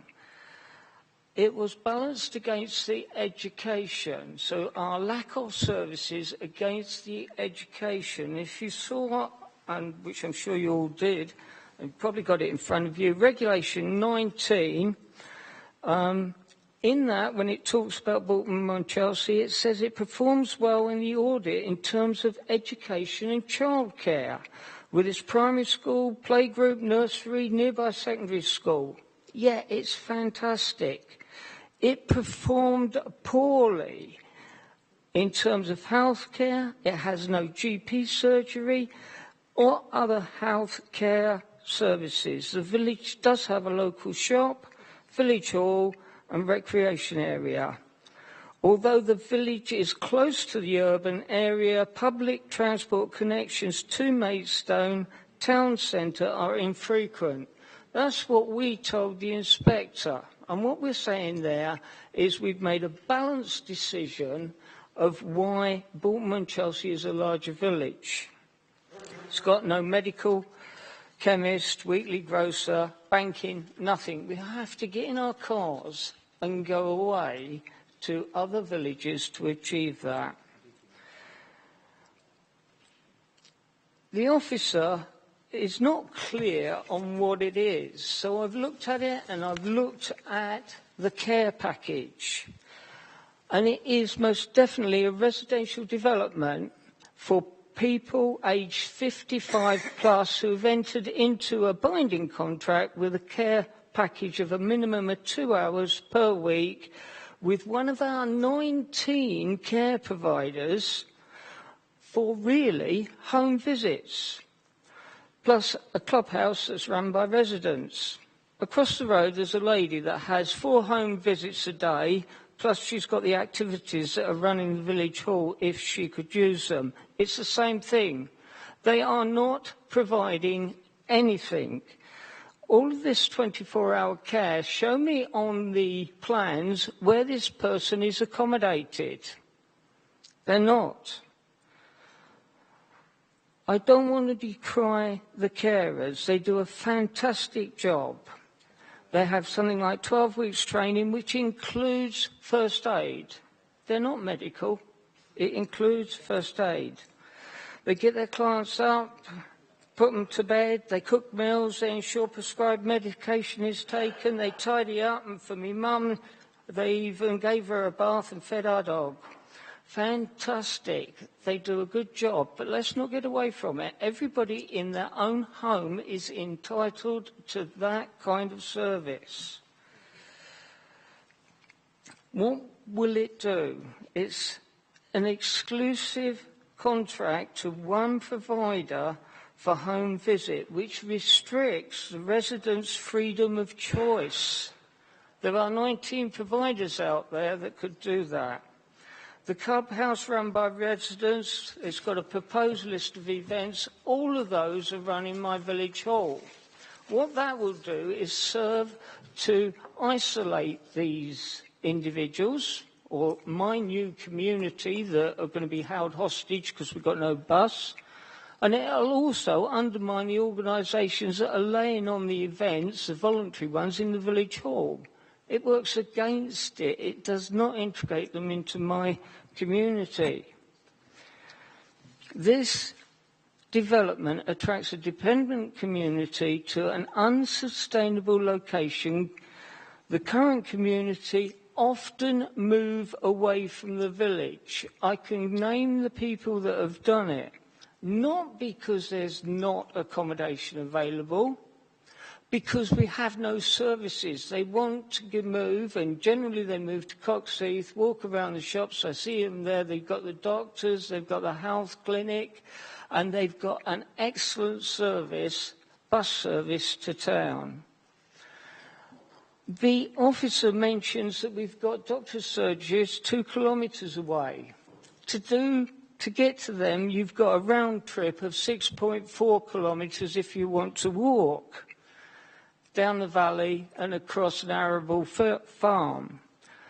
It is not a sustainable location. If we start looking at the bus, it's a 10-kilometre round trip, and you've got to change buses at the wheat sheaf. We have only got 3 buses a day, so if you go into the doctors on a bus, then you've got to make sure you hit one of the 2 return trips. Nobody does it. They use a car or a lift.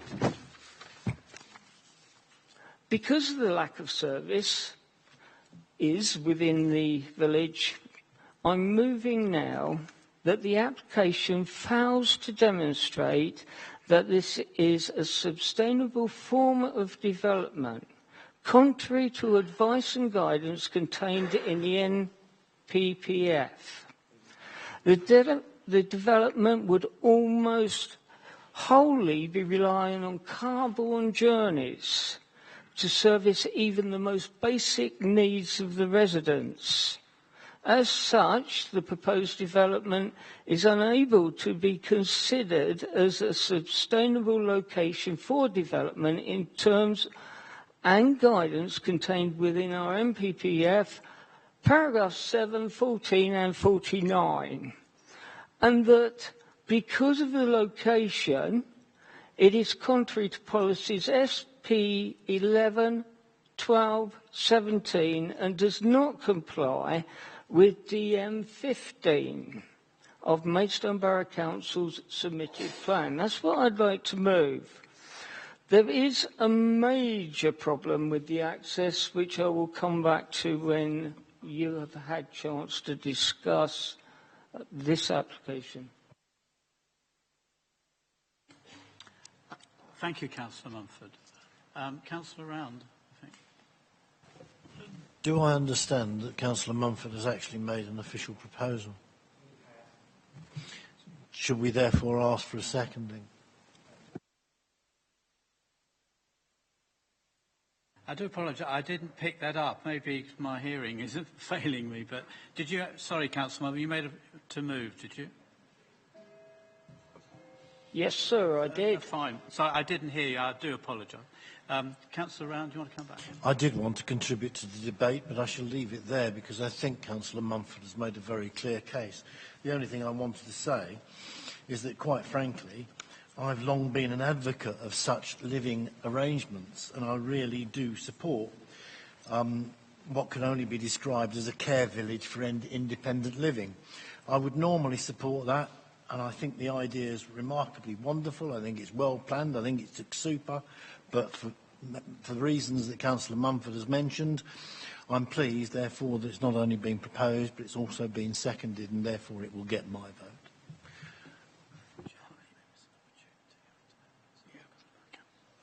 Councillor Harwood, please. Thank you. Thank you, Chairman.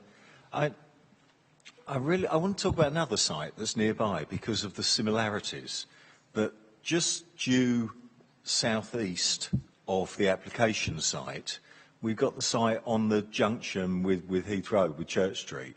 And at roughly the same time, ahead of the local plan, the orchard that was on that site got grubbed out when the nut plat got grubbed out on the other site because, you know, it happened all over the borough. You know, we lost an awful lot of trees in the run-up to that local plan. But the reason that I drew attention to that is because of the design of the housing that's going to go onto that site is executive housing, if I think you'd probably call it, and it's going to have a very significant traffic generation. I am just concerned that with the current landscape for appeals, and we have lost some appeals on some very high-profile sites and some very dangerous sites at junctions and so on in villages not far away, that we may be in quite difficult territory on defending this site at an appeal. My concern is that the use on this site, it will be low traffic generation. They're bungalows, they're very low. You won't really see them over the hedge from the recreation area and where the to the south. And I just have a really horrible feeling if we refuse this, we could end up with something far more similar to the development permitted on the other side of the road. And all of the implications that will have for traffic movements coming out onto the very congested street where cars do move very quickly down between the parked cars down Church Street, I will admit, and close to the school and so on. So I am genuinely torn, because where we have residential bungalows similar to this in Bearsted, in Detling and in Leeds, they're very successful within the villages. They provide a type of housing which is at a premium within some of these village settings. And as I say, I do worry about the defensibility of this, particularly with what has happened nearby. But I also worry about the future of the site and what may well come forward. And I think we may refuse this today, but I think within a few years we will end up with normal market housing on the site coming forward, and residents may rue the day that we refused a use which generates very few car journeys and which is needed by our ageing population and society. So I am coming down on the side and almost convincing myself that perhaps this is the approach to go for now, because we will end up with housing inevitably 100%. I don't think any council on this committee thinks this is going to remain a green field. It's what goes on to the site. And I think of the potential uses coming forward, this is really the most appropriate one in terms of its impact on the village and in terms of need. Thank you. Thank you, Councillor Harwood. Before I give the floor to Councillor English, would you like to speak? Because you did ask the floor. Yeah, I think so. Thank you, Chair. I think there's just a couple of things I need to point out. In terms of what both the interim inspector said and in terms of what our emerging policy seeks, accepting the fact that the site lies outside the settlement boundary, that, in terms of ENV 28, that is certainly engaged in this context. But what I have to draw members' attention to is what the interim inspector findings found out. And he said, and I quote, "The larger villages are appropriately identified and the amount of development is suitably related to the existing services and facilities which they possess." Now, taking that into context, so the local plan inspector was satisfied that our third tier, which Bolton Monchelsea fits in terms of larger villages, was suitably identified. Now, you then have to go back to policy SP12, and in SP12, and again, accepting the inspector took out site H153, which members have endorsed, so that's the Borton Lane site. Effectively, what the inspector has endorsed is a development for 120 units on the outskirts of Bolton Monchelsea. So one has to bear in mind, in terms of the context, what has been approved from the local plan and what is proposed for this scheme, which is 18 units. Now, it is well related to the village. The village has services, and accept what Councillor Mumford has said, that's in the preamble to the policy. But nevertheless, the inspector has endorsed the third tier approach to our settlement hierarchy for the larger settlements. So, on that basis, I'd failed to see how the site could be unsustainable, accepting that it's outside, that you've got, in effect, 120 units around the outskirts which have been considered to be sustainable. This is another 18 units for, in a sense, assisted care living or independent units of accommodation.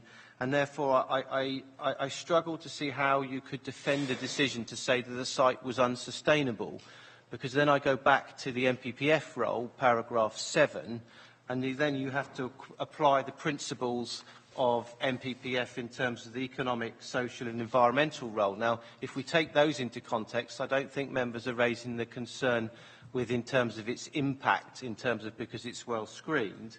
In terms of social role, it's meeting an identified need that's deficient in the borough, and there aren't actually any allocations in the borough that go for a C2 use. So the need is meant to be accommodated either within the existing settlements or on windfall or sites that may come forward. Then you've got, in terms of the context of the economic role, and I find it very difficult to substantiate that it would fail the economic role. So on those bases, in terms of principles, and again, accepting that it is, it's not in accordance with SP 17 and the EMV 28, but I don't see how it conflicts with the strands of sustainable development as set out in paragraph 7, and therefore, on the current proposal put forward, I don't think that that is a defendable position to take. And then I take you to DM15, which, okay, and the officer's report accepts that policy DM15 does not actually strictly applicable to this because it refers to nursing and care homes, but nevertheless it says nursing and care homes are acceptable within the confines of Bourton-Monchelsea. So again, if they're acceptable within the confines of Bourton-Monchelsea, a site just on the outskirts, I don't see how we could turn around and say fundamentally it's unacceptable when principally just within it, it would be acceptable under emerging policy. So I think all these issues need to be very, very carefully considered and balanced, because at the end of the day, as officers, we have to defend the decision, and I have to strongly recommend that I don't think the grounds that have come forward at this time are adequately defendable at this time. Thank you, Chairman. Thank you, Mr. Bally. Councillor English, please. Yes, that's possibly true. The situation is, as to how we got here is complicated. The simple fact of the matter is that the sustainability argument and definition of a larger village is a blunt instrument. It is absolutely correct that it was rated such because of the provision of facilities that people over the age of 55 are not likely to need or to access. But it has a chronic lack, ironically, of the facilities that they would need to access, but nevertheless, on the matrix system that was used, it still comes out as a sustainable location and a larger village. That is the perils of using a blunt instrument approach to that. But there is not much we can do about that. I am worried about this because clearly my view is that if there is a demand for this type of housing within the Maidstone shown by the market housing assessment, then frankly our policy in the local plan, and when we revise the local plan, ought to be corrected to deal with that rather than dealing with it on an ad hoc basis. Nevertheless, we have to deal with planning applications that are submitted. The report refers to 2 previous precedents. Well, we can dismiss the Moat Park one as irrelevant because the real reason for bringing forward the Moat Park development had absolutely nothing to do with the type of accommodation. It had absolutely everything to do with the fact that the Borough Council had a listed building it couldn't afford to repair, and so it had to bring forward enabling development. The Leeds example is considerably more relevant. What concerns me is, like with rural exception housing, we can end up with a situation where we grant a few consents like this, and before you know it, our housing policies are irrelevant because anyone who can't get general market housing or housing will put something like this in. Because, to be honest, the level of care, actual care provision is quite low that's required here. And, to be honest, I can tell you as a former board member of Golding Homes, Maidstone Housing Trust, about 40% of our tenants could have qualified for this. That's 40%. You know, and considerably more of people over the age of 55. So, you know, we have to be very, very careful about the context of what we're doing things in. Having said that, the grounds for refusal would be, I think, very difficult to actually argue. So I think because it comes down to a subjective assessment by members that the sustainability criteria we used to define this as a larger village were not correct. Now, actually, if you examine them, we could critique them, but the decision is the decision is the decision, and we can't go back on that. What we could say is that it is nevertheless a departure from policy It is in the open countryside, however closely to the village centre. It will have some impact on the landscape, and notwithstanding the general need for this type of accommodation in the borough, there are no particular compelling case has been made as to why this particular site, as opposed to anywhere else in the entire borough of Maidstone, should be selected. That could be argued. I'm not saying whether or not members should argue that, but I'm saying it is a more logically defensible, if you like, argument, at least in terms of how it flows and how it can be argued, than the sustainability argument. I won't say much about the highway issues, except that we all know where we are with Kent County Council and highways issues, so don't even go there because we know what will happen. So I wouldn't recommend to members using that as a ground of refusal. I think, despite the fact that it could be mitigated, that if members are minded to move a refusal, it really does have to come back to the ground of the departure from policy and the NV28, SP17 going forward. We can't use any other argument, unfortunate though it may be. Thank you, Councillor. I've got 4 more speakers, and I'm going to speak myself as well as a ward member. So, Councillor Hastie, I think. Thank you. I don't believe that the level of objection from the community can be ignored. I mean, I've had so many emails and things. There's seemingly very little support from local residents, as well as the points that have been raised by Councillor Mumford. One of my main concerns is the safety of the children, in particular walking to school. Their safety is going to be compromised by this development. If they can't walk safely to school, then the parents are going to drive, and I don't believe that that road can handle the impact of the additional traffic. I walk to school with an overexcited 5-year-old every day, and they have very little road sense. And the fact that there's all these reports that there are no reported accidents, they can't just be a green light that it's not going to happen. And we need to really look at that as well. So, thank you. Thank you, Councillor Hastie. Councillor Borton, then Councillor Burton. I know it's going to confuse everybody, but... Thank you, Mr Chairman. And Councillor Hastie's right to raise that important point. I think there's a great contrast here with the previous application we looked at, which is that I think we more or less accepted that, that development was going to come forward on that particular site last time round, and we were really talking about the details of what's best on that particular location. With this comes down to a broader issue, as far as I can see, about the need for this type of accommodation within the community, and particularly within the rural communities, because Bournemouth-on-Chelsea is very much, from my point of view, on that a rural community to the south of town, which doesn't consider itself as part of the urban area of Maidstone Town Centre. And Councillor Mumford articulated very strongly, and as did the speakers beforehand, about the lack of services in the village that perhaps make this an unsustainable location. However, Councillor Harwood is right to mention about what could happen going forward should we refuse this, because this, again, I went to the site twice actually to have a look, and it's clear there's going to be some development coming forward on this, and it's about getting what's right and what's going to cause as least impact as possible on the village, and there certainly is a case for that, as to say that this would cause as little impact as well. But ultimately, while it's great actually to hear from the community, to hear what they think, and the level of objections has been very high, as planning committee members, this is a quasi-judicial committee, and we can't just decide to do what we want on the hoof, really, sadly, on the basis that people object. That's just not the way the planning committee works.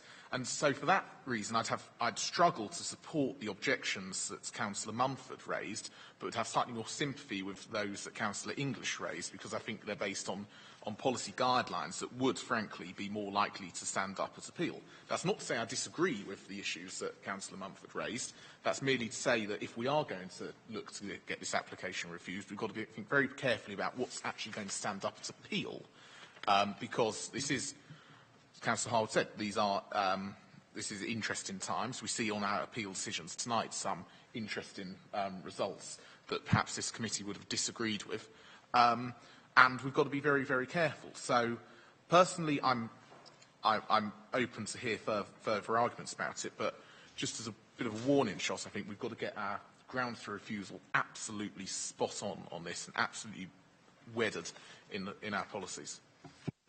Mr. Chairman, as a point of order, I'd like to remove my motion that I propose and adopt with Councillor Round's agreement, adopt the motion suggested by Councillor English.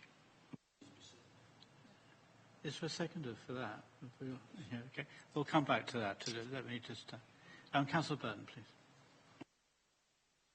Thank you, Mr. Chairman. Well, you've really gone and stolen my thunder there, Councillor Mumford. I was going to do something quite similar myself. I do take on board what is being said about what possible future development might look like on this site, but it's a little bit like going... And the reality is that we have to make a decision on the basis of the application that comes before us. Now, to my mind, this is... Well, it's not straightforward, but to my mind, the logic goes that whenever we take a divergent route from policy that's in place, we have to have good reason, i.e. the benefits of a particular site have to outweigh the harm of negating our own policies. To my mind, that benefit stops existing not on the grounds of sustainability, and certainly I don't think we should be touching highways with a barge pole here. But I think Councillor Mumford has summed it up actually very well when he said that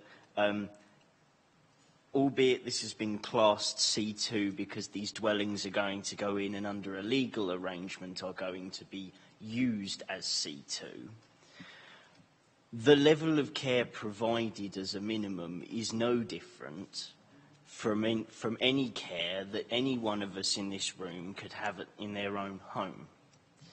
Therefore, I don't see that benefit exists that warrants us overriding policy.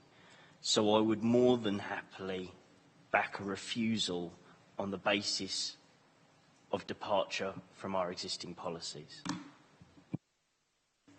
Councillor Mumford, did you want to come back? I had you on my list, or have you said what you wanted to say? I've got a number of points that Mr. Bailey came up with. It doesn't say in DM15 that Baltimore and Chelsea has to take extra care.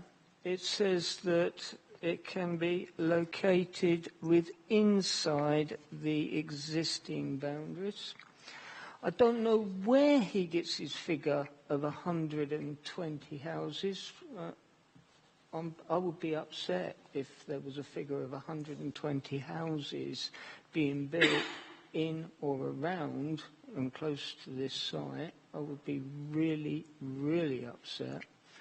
As for low traffic generation, if you've got carers going to these people up to 4 times a day, if you've got the groceries coming in, if you've got perfectly healthy people still going to work at the age of 55 with their skis in a cupboard, which is provided for,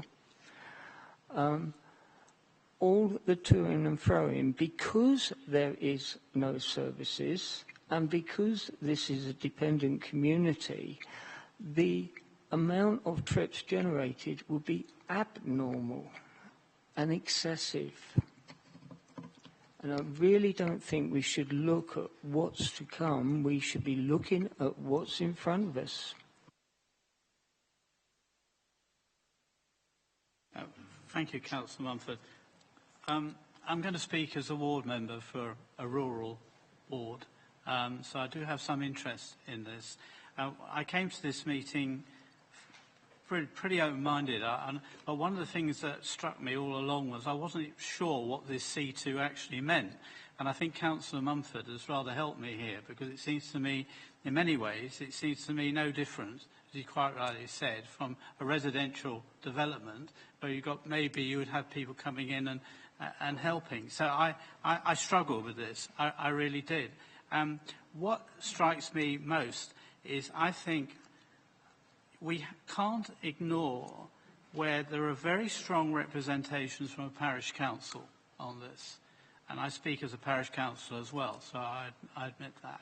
And I took into account what the parish council said, and people on the ground know more about sustainability often than people who are judging from a distance.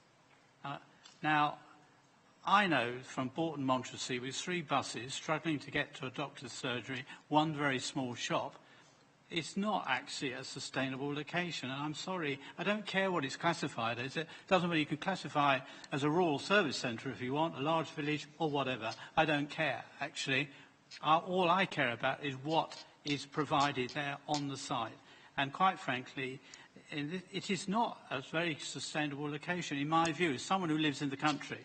And I recognise these various villages. Now, so for these reasons, I am inclined to support the motion, because I understand what Councillor English said, that we need to have good reasons for refusal.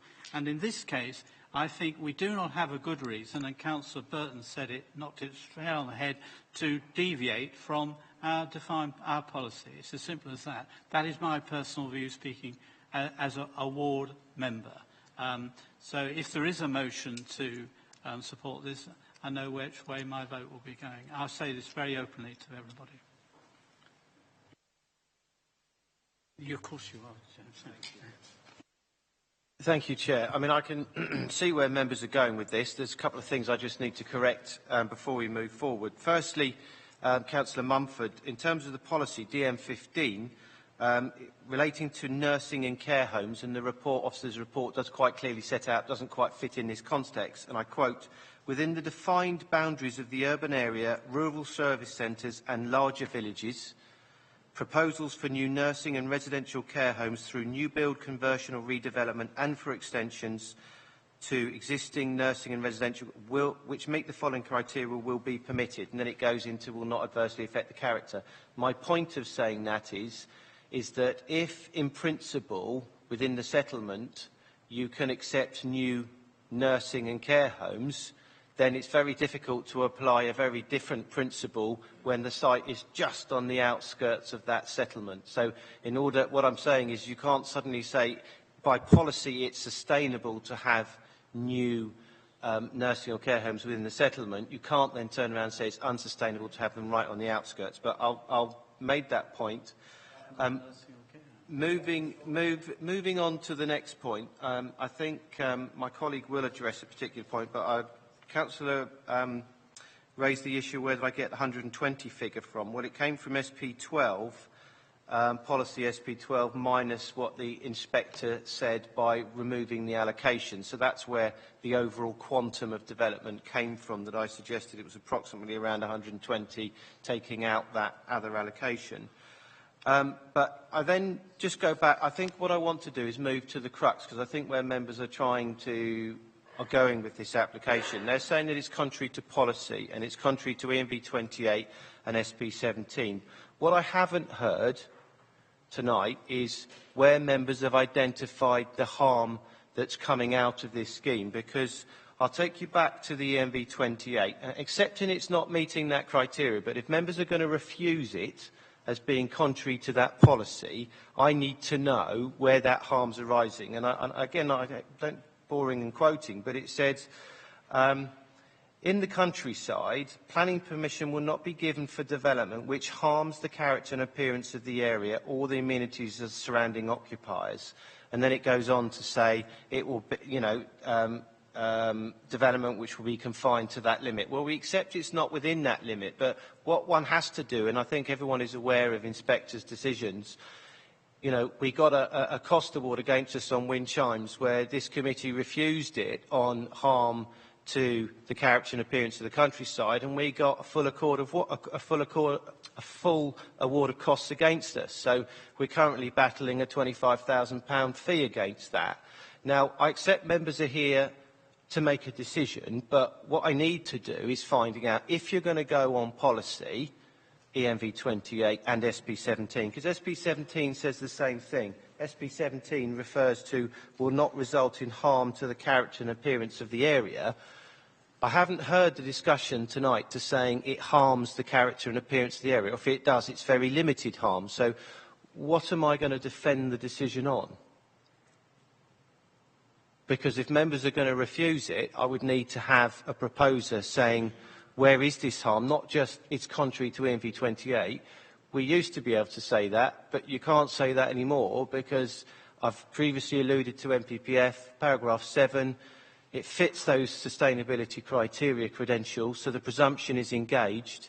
Now, on that basis, you know, if you're going to say, let's say, the environmental role is disengaged, I need to find out for what reasons. So sorry to put you on the spot, but you know, I'm going to have to defend that at an appeal, so I'm going to have to put members on that question now. And you're going to have to give reasons why you're overturning the officer recommendation as well.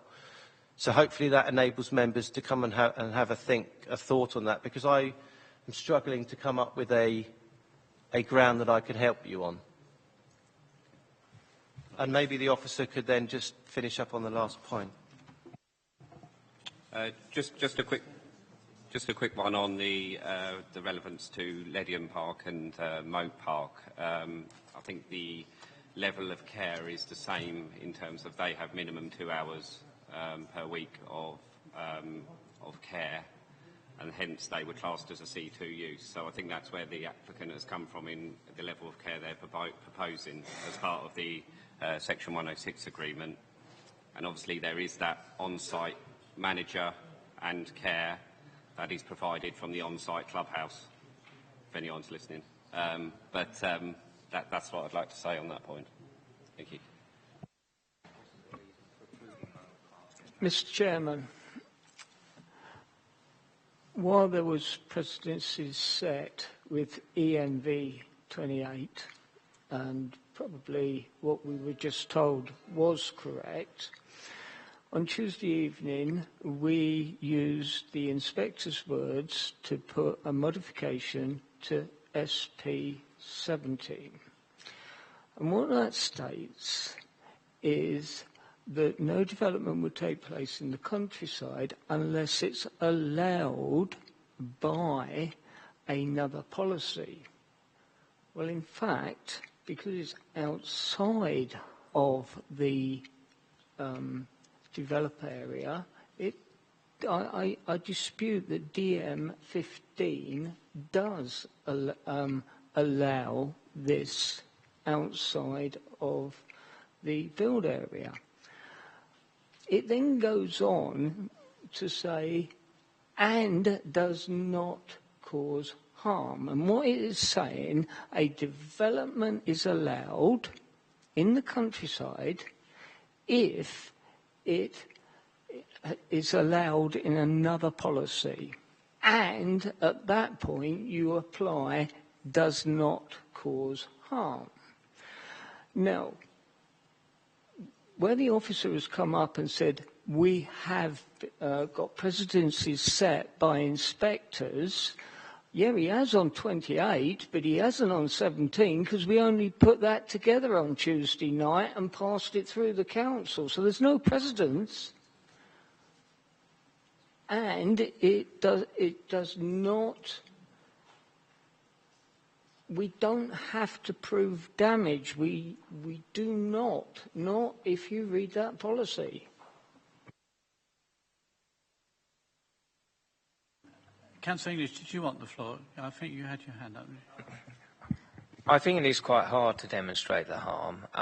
I have been looking at the modification, and it might be a little bit helpful, although I think we need to give it some consideration as to exactly what it means. I would say Though, however, it is a modification. It is a material consideration, but it's not yet the local plan. So, whereas, of course, EMV 28 is. So, you know, the balance is difficult. I would have to say personally, I've tried to be as helpful. I've been tried to be as helpful to the original movers of the motion as possible, but I'm actually struggling with the precise identification of the landscape harm here, and I'm not confident yet because we only discussed it literally 2 nights ago as to the full and precise meaning of all of the modification. So I would hesitate to place too much weight on it at this point. So, and again, it isn't yet confirmed policy as part of the local plan. So, I would hesitate personally. My personal feeling is, much though I regret it, that it would be very difficult to actually refuse this. But although I try to be as helpful as I can to the framers. Councillor Mumford. I'm going to go to the vote in a second. Mr. Chairman, can I propose, if the officer desperately wants what harm it causes harm to the residential amenity of the neighbouring properties as back garden development. Sorry to come back, Mr. Chairman, but it needs to be landscape harm in terms of that policy. And the residential amenity is a different thing. I mean, it may be true, but it's a different thing, and I don't think we can use that to for landscape policy. I am struggling because, in effect, all the damage can be mitigated by the conditions. Although I do think that we probably should have a condition, if it were to go forward, about maintaining the hedge along the front, because, frankly, if that's not helping safety. Councillor Cox, I think you just quickly, then I'm going to go to the vote. Thank you very much, Mr. Chairman. I haven't spoken up till now. I am very on the hedge here to talk about the hedge we've just spoken about, but I would like to draw the committee's eyes to page 17, 826, because I think that is what Mr. Bailey is saying to us. And it says, taking the above into account, it is considered the development will not have a significant adverse impact on the character of the countryside due to its contained location, its existing and proposed level of screening, and a single-storey scale of the development. I think it's going to be very hard for our officers to actually defend this. And I do not want to be a party to more costs for this council in the situation we find ourselves in. And if what Councillor Harwood is saying about an inspector coming and saying, you haven't put anything else in place, I think they should be allowed to do this, we'd be absolutely without any redress, and therefore we would also be negligent to the residents that are there.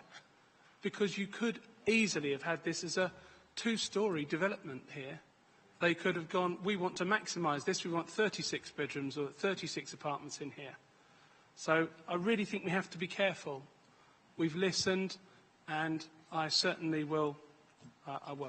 For those reasons, I would find myself abstaining if that's what the rest of the committee seem to be going for, because I think we've got to be careful. It's our duty not just to these residents, it's the whole borough's residents. Councillor Burton, last gasp. Thank you, Mr. Chairman. Could I just have some clarity on policy SP17, please? Because although there is reference to harm, it does not put it upon us as members to actually make a proposal that suggests a harm that exists. What it says is, provided proposals do not harm the character and appearance of an area, the following types of development will be permitted. Now, I'm assuming that this would come under small-scale residential development, but then it has a series of criteria for which, for the type of development. Sorry, in terms of the policy, has been substantially amended since on the Reg 19. So the one in front, I can give you a copy if you'd like to, if that will help, Chair.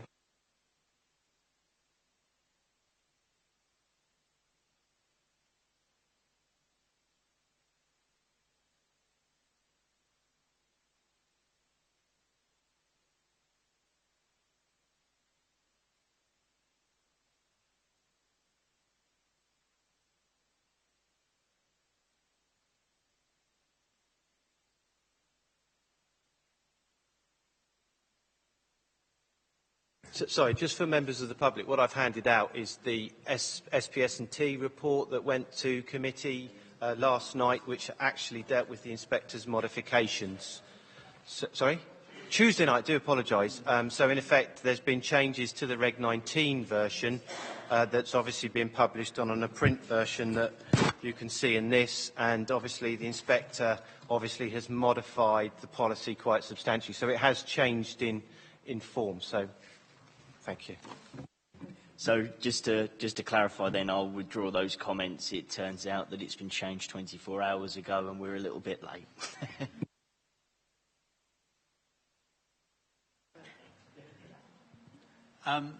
Councillor Mumford, I think you had did you have a I need to check what we're going to vote on. So do you have you want to move to refuse? Is that what you're saying? I'm still moving to refuse, yeah, and I've got a seconder in Councillor Round. Councillor Round? Originally, Councillor Prendergast seconded and Steve Mumford. This is Councillor Prendergast seconded. It's Councillor Round. Oh, okay. Apparently, I've been registered as it. Yeah. Well, okay. I'll stick to it. Okay. And Councillor Mumford, what are you refusing? What are the grounds you're refusing on? The same as before. We haven't changed. I mean, there's been a lot of discussion. Can you just say what they are, room. because we have to record it from a legal position. Notwithstanding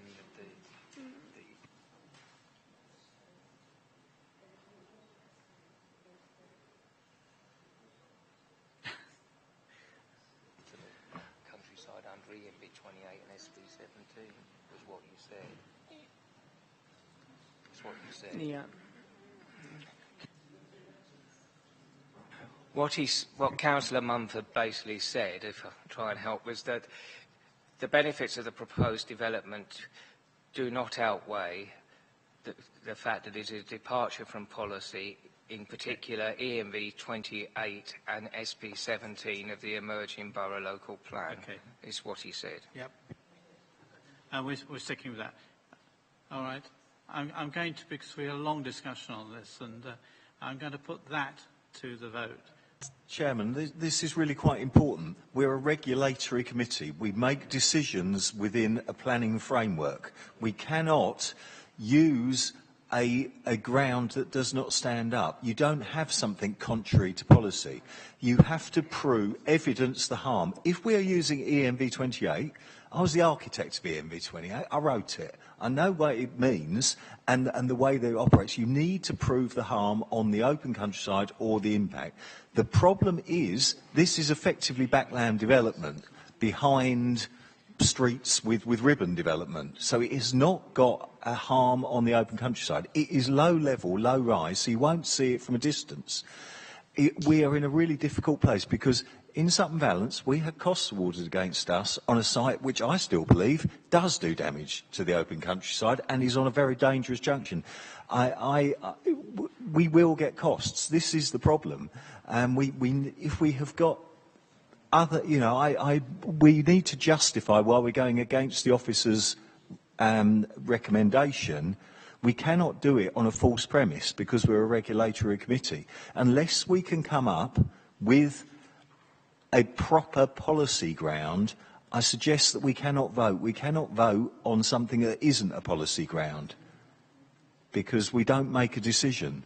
That's just, that's just a point of, getting the committee to work. Councillor Harwood is quite correct, Mr. Chairman. There does need to be harm demonstrated, and there isn't any, but the motion has been put. Yeah, I mean, I'm sorry, Councillor Howard, I understand precisely what you're saying, but we have a proposal and a seconder, and I'm duty-bound to test it. Now, you as members have the right to vote against it, abstain, and you'll exercise your right doing that. And that is what it's about. So, if I could just give my last bit, it won't be anything else. Okay, but I'll just give to James. Thank you, members. I'm not going to go if you're going to go down that route. Just warning that in terms of my professional advice on this, that if this went to an appeal, that I do feel that there would be a cost award against this application on decision, because I haven't heard anyone identifying where the harm is arising from this application. I'm not issuing a significant cost warning on that basis, which invokes other procedures. I'm saying my advice is I feel that there will be a cost award at appeal if this were to go forward. So I hope that's clear, members. It's not a significant cost warning where I'm invoking the Constitution procedure. It is another element. But I have previously advised you of the wind chimes decision earlier on, which came quite recently, which we are currently defending. And members have to be aware of that. And I still haven't heard, if we're refusing it on those two policies, what I'm defending it on. I would just like to confirm Mr. Bailey's advice as well, that there would be cost implications in proceeding with the motion for refusal. Okay, because otherwise we'll go on all night on this. I'm going to put this to a proposal, a vote, all right?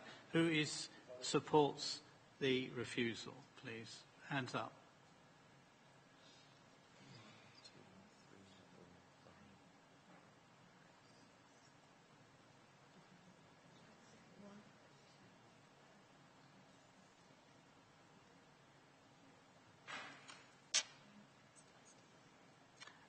Who is against?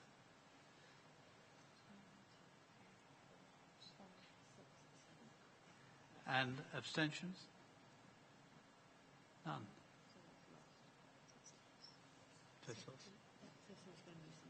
Okay, fair enough. Fair enough. So the proposal's lost. So the proposal has lost. Okay.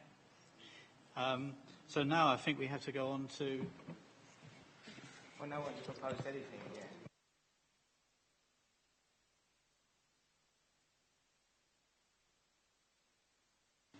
6, 7. Mr. Chairman, obviously something now needs to be proposed. I've proposed a recommendation on the papers for the urgent update, but I would also like to ask that the officers look at maintaining the hedgerow along the front, because as part of the landscaping plan, because if that's not done, the pedestrian safety will be considerably worse. Mr. Chairman, will you allow me to speak on this proposal, please? Yes, please, go on. Is that right, as a ward member? There's a number of points that I would like to raise. The first one is I see problems that in the future there will be gates put up. I know what the problem's going to be. Can we put in a condition that no gates are erected in the interest of the safety of the residents, i.e. emergency vehicles? Is that acceptable? What sort of gates are you talking about, Steve? I'm talking about big gates to keep cars out. Oh, that sort of gate. Right. Yeah.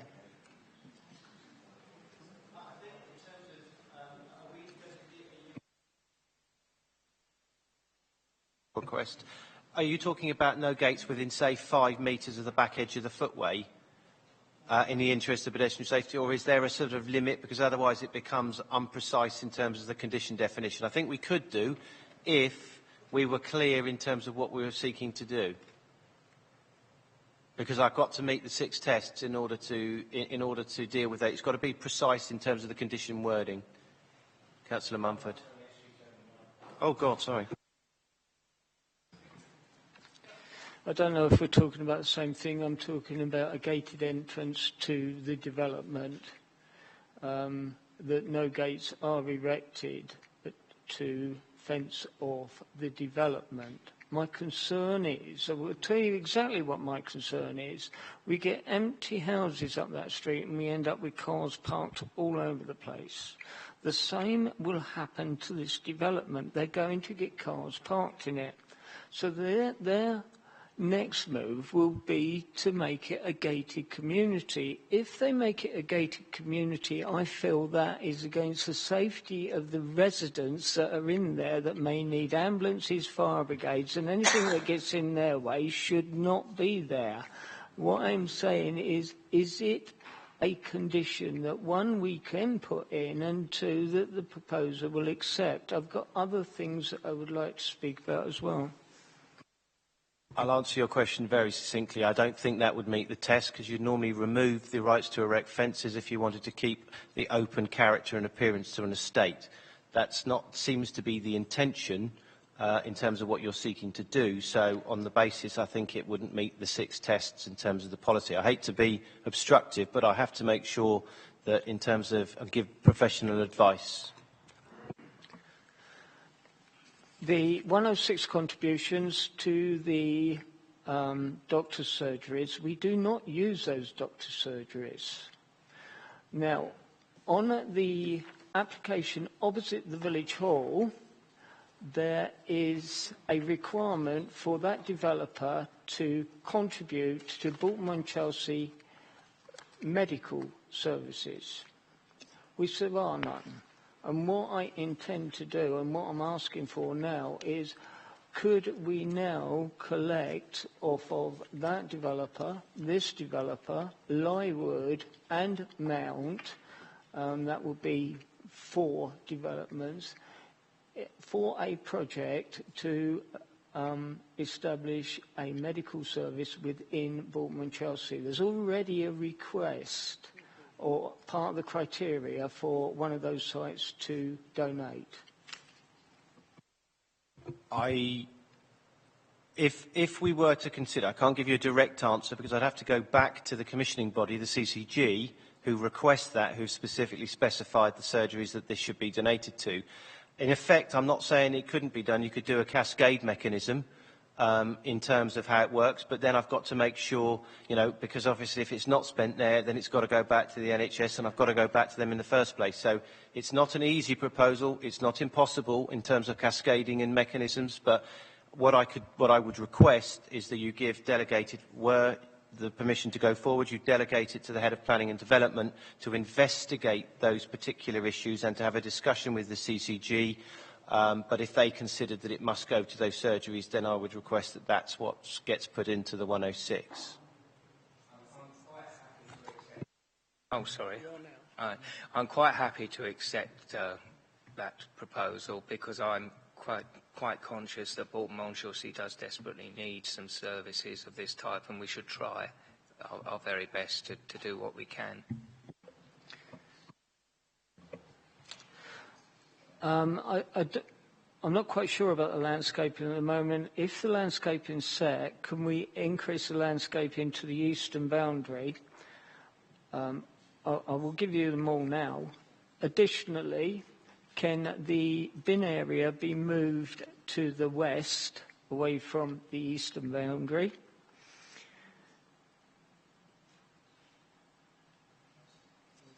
And the last one, I'm very concerned about the safety of the children during the construction phase. Is there anything that we can do to restrict deliveries and work operations across that pathway at school times?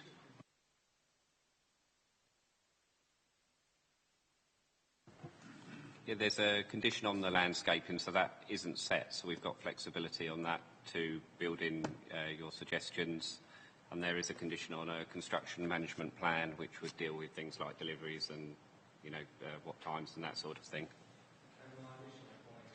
Yeah, we can put sort of to remain open at all times, sort of no obstructions in the visibility space. Can the ward councillor be involved in the landscaping, please?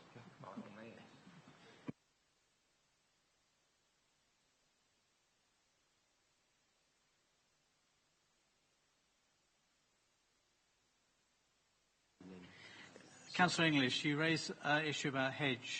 Yeah, it was Councillor Cox, really. I was just trying to incorporate his concern that we maintained visibility along that path because clearly, given the possibility, clearly we don't want to make the situation worse by anything we've done, and try and make sure that it's maintained as safely as can reasonably be done. Okay, yeah, sorry, I thought I misunderstood you. I thought you were saying retain the hedge. I thought, so you're quite clearly saying accepting the loss of the hedge but maintaining the visibility. Yeah, thank you. Sorry, I just wanted clarification.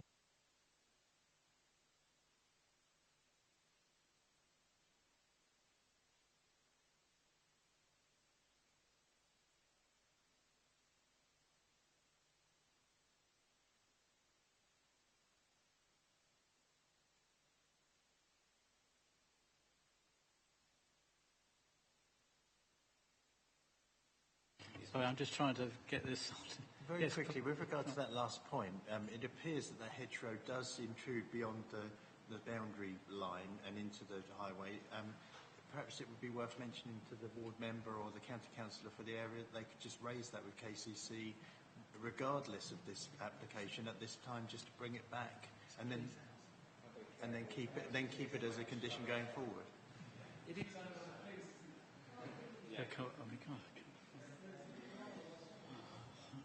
Okay, let's go. I'm going to try because the night is getting very long. All right.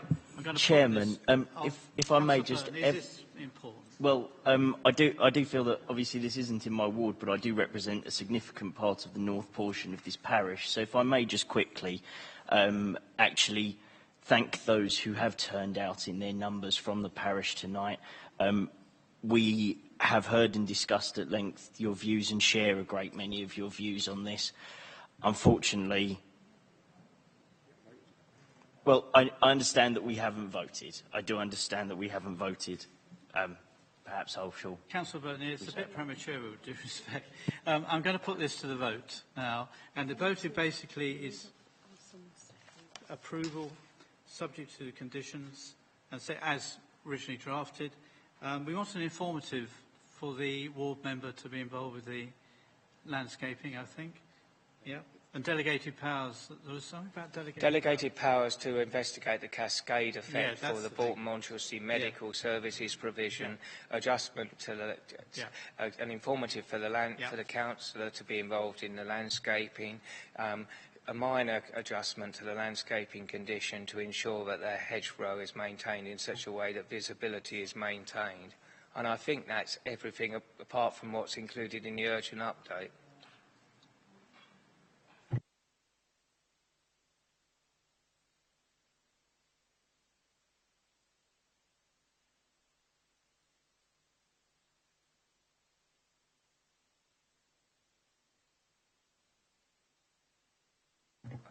Oh, yes. Yes, sorry. we do need a seconder, by the way. The other informative was the construction management plan, sorry. Yes. Councillor English, are you the proposer on this? Okay, and who's the seconder? Okay, Councillor Bull. Okay. Can I see a show of hands to vote, please?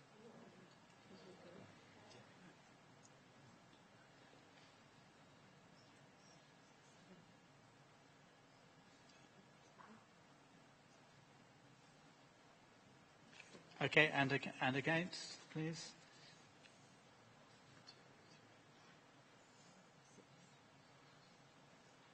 It's the same. It should be. I would have thought it should be the same. That's that. Right, for the vote. So that is approved. Okay, subject to the formalities and conditions. Can my dissent be recorded, please? Of course. And now it is time to thank you all been very patient from Bolton-Monchelsea, I know, and the Parish Council. And we do appreciate you coming here and stating your views. So we wish you well. But I realise sometimes these don't always go the way you wanted. But it's provided, I think, a very close debate. Okay. So thank you all very, very much.